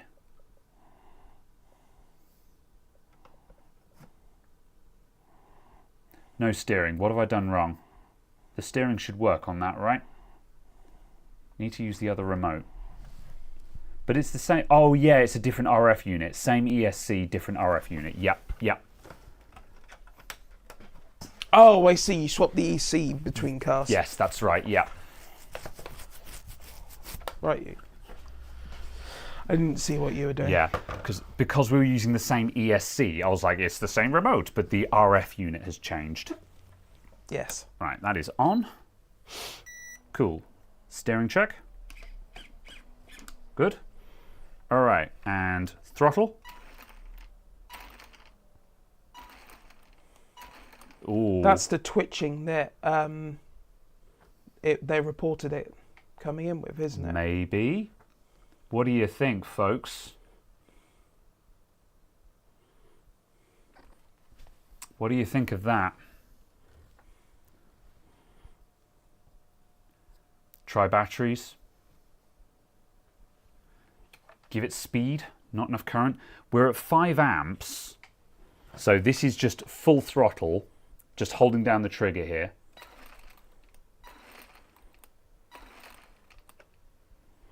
PSU might not have enough oomph. 1 sec. Maybe it's trying to spike up to 5 amps, so it might be hitting a current limit and going, ah, no, I can't. So yeah. Okay, we'll give it the battery then. All right, we're going to give it the battery. Power that off. Oh, I see. That's the one that came with it. Yeah. And I'm going to plug a connector in. Power on the right when looking at the top. I've got to bend these boys back out again. Whoop.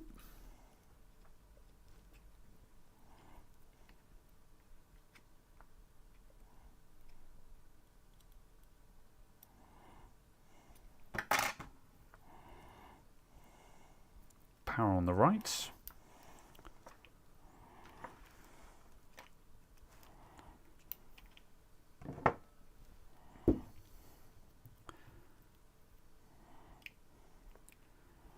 Why would you not allow me to filter by the number Red of to red, turns? black to black. Good.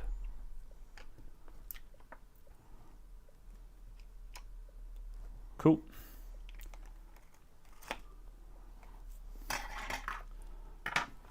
Okay. Whoops. Car on. Steering.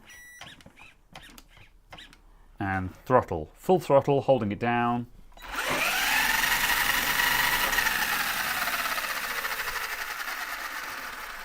So the ESC works.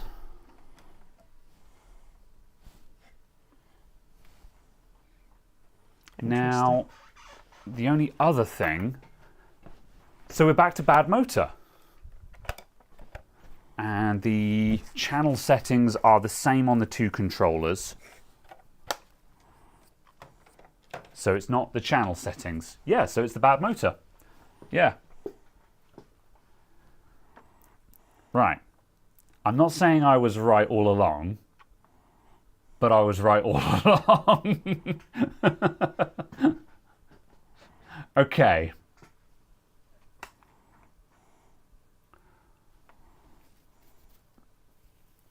What do I win? All right, so new motor is needed. So maybe that motor is recoverable by like servicing it and stuff like that. So yeah, it's a question of finding a new motor then that is appropriate and compatible.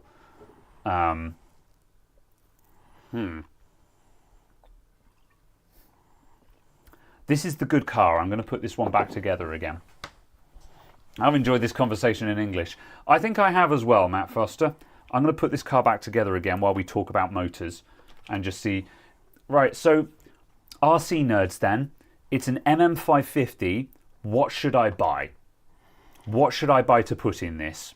Bearing in mind we want something equivalent. We don't want to buy the best thing in the world, unless the best thing in the world is 20 quid, you know. So yeah. All right. Bullet connector. Put that back up there. Black to yellow. Let's disconnect the battery and screw all of this in. Your options, based off of this one random website, for brushed motors of the same size are to either go for a lower number of turns, which is bad. Yeah. Just because it's a higher power motor, effectively, or to go for many more turns, which will then give lower performance. Yeah. Or you can go for the size smaller, 540, yeah, and get a 15 turn from HPI. That sounds like a good compromise. Just because I can't see any other stock. Yeah. You could effectively overspend and get you can get 14 turns in the correct size, which would probably be close enough, given it's a 15 turn EC, which came with it. How much is the 540 motor then? I don't. Hold on. £13, give or take. 1.3. Oh wow, yeah. I kind of think we should do that. 13 or £14, yeah. Yeah. Firebolt 15 turn motor. Right, so only other problem there is we've got this heatsink that goes on the motor.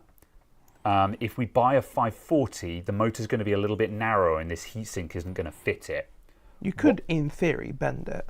I suppose, but it's not going to make great contact. I mean, actually, if I put a thermal pad in there, that would just add a few mils of padding. Yeah. But yeah, if anyone got any comments on that? It looks like you don't want to buy the motor off of eBay. Just because the motors on eBay are 30-something quid with postage from Australia. Blimey. I don't know. Yeah, I mean, is this exotic? Well, it's not exotic, but is this uncommon? Like, you'd imagine this would just have off-the-shelf parts in it. Yeah, you can buy it just from like Model Sport UK and Wheelspin UK and things like that. Yeah. So you can buy it from actual RC stores in the UK. Yeah. You just can't eBay it.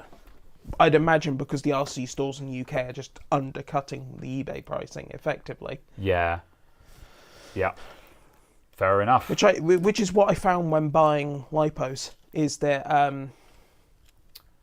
Yeah, Hobby Shop was undercutting eBay pricing. that wouldn't surprise me. Yeah. Yeah. Like, Sorry, Component Shop. Yeah, I like when I was buying the batteries I use in my slime trackers, my VR trackers, are 14500 cells, and it was a RC shop which was the only one I could find that would do that. I keep forgetting their name, Wild Track or Off Road or something like that, which I think is where these have come from. I think I saw a receipt for it in one of the boxes. So yeah. All right then. Are we racing on stream later on? We are not, I'm afraid, because we've only got one working car. However, yeah, okay. I'm going to track down a motor for this then, and Oh, they've rebranded. we'll see how it goes. Good heavens. Their website is fractionally up to date. Who's this? Component Shop. Ah, fair enough. It doesn't look like absolute arse anymore. Right, where's the cover for that? There we go. Put this cover back on. Oh yeah, if you wanted new bullet connectors, it's like 50p. Oh yeah, yeah. You can pick them. I'll pick them up from. I can pick those up from the auto shop down the road. So yeah, that's no issue. That's why I wasn't too fussed about a broken bullet connector. Motors. DC brushed motor. I'm going to stick my head under that. There we go. On my days. There we go. Whoop. Hobby King has 550 motors as well for €10. Peace out. Thanks, Moto. Catch you later.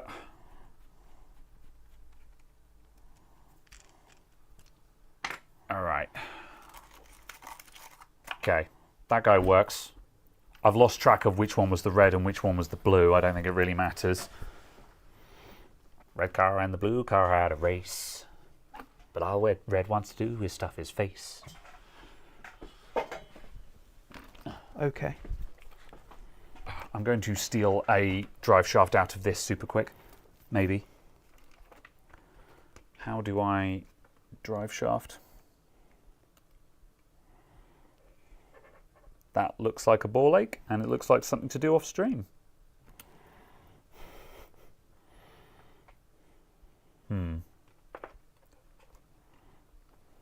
AliExpress says a €1 ATM for 550s. Yeah. I'm sure I can find one on choice delivery. Yeah, all right. No, bollocks to that. I'll wrestle that out at a time when there's not people watching me. Good. All right. So, new motor required. This guy's crap. I'm going to have to figure out how to get that wretched thing out of the car, but I'll figure that out off stream. And I'm going to steal one of the drive shafts out of... Well, I'll need to find a drive shaft for this as well. So what I'll do is... what's the name of the shop? Heckin' heck. I'm just going to check the other box. One of them had... one of the boxes had a sticker on it somewhere, I'm sure, that had the name of the shop, and it was the place that I bought from before. But I cannot remember for the life of me who it was. I'm going to look at the other box, and if I don't see it on that, I'm going to immediately give up and stop the stream.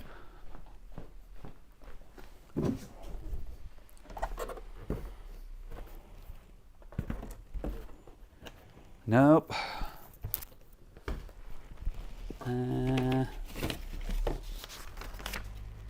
Overlander, that's it.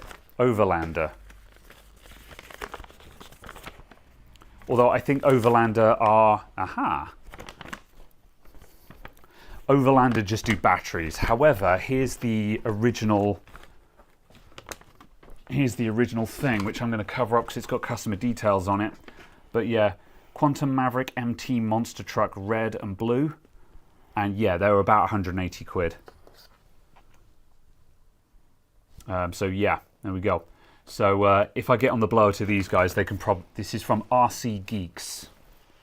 So I'll get on the blower to them and they can probably find me some service, but hopefully they can find me parts. They were bought in 2022.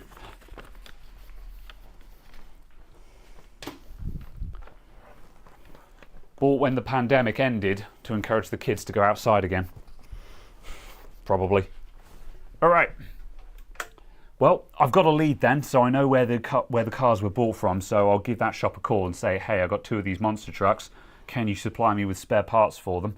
And hopefully they'll say yes, and we know that we need a motor and a drive shaft, and we should be off to the races again. Literally. All right. Right, I'm going to wrap up the stream because I got to pee. So thank you everyone for tuning in. I've enjoyed this conversation in English. Thanks for your help, everyone. Would not have gotten this far without the extra input. So much appreciated, folks. We'll be back next week with something else. And as a special treat, I might actually make a video this week. We'll see. But I'm going to try. Out of my way, I got to poop. Right, Twitch tomorrow. Yes, tomorrow I will be possibly completing Ender Lilies. If I don't get tilted this time, because man, the last stream of that I was getting tilted, which is a very rare occurrence for me. Right, that is all. Thanks for tuning in. I'm going to say goodbye and stop the stream. Bye, folks. Very well. Goodbye. Toodles. So long. Interesting. Based on the specs of this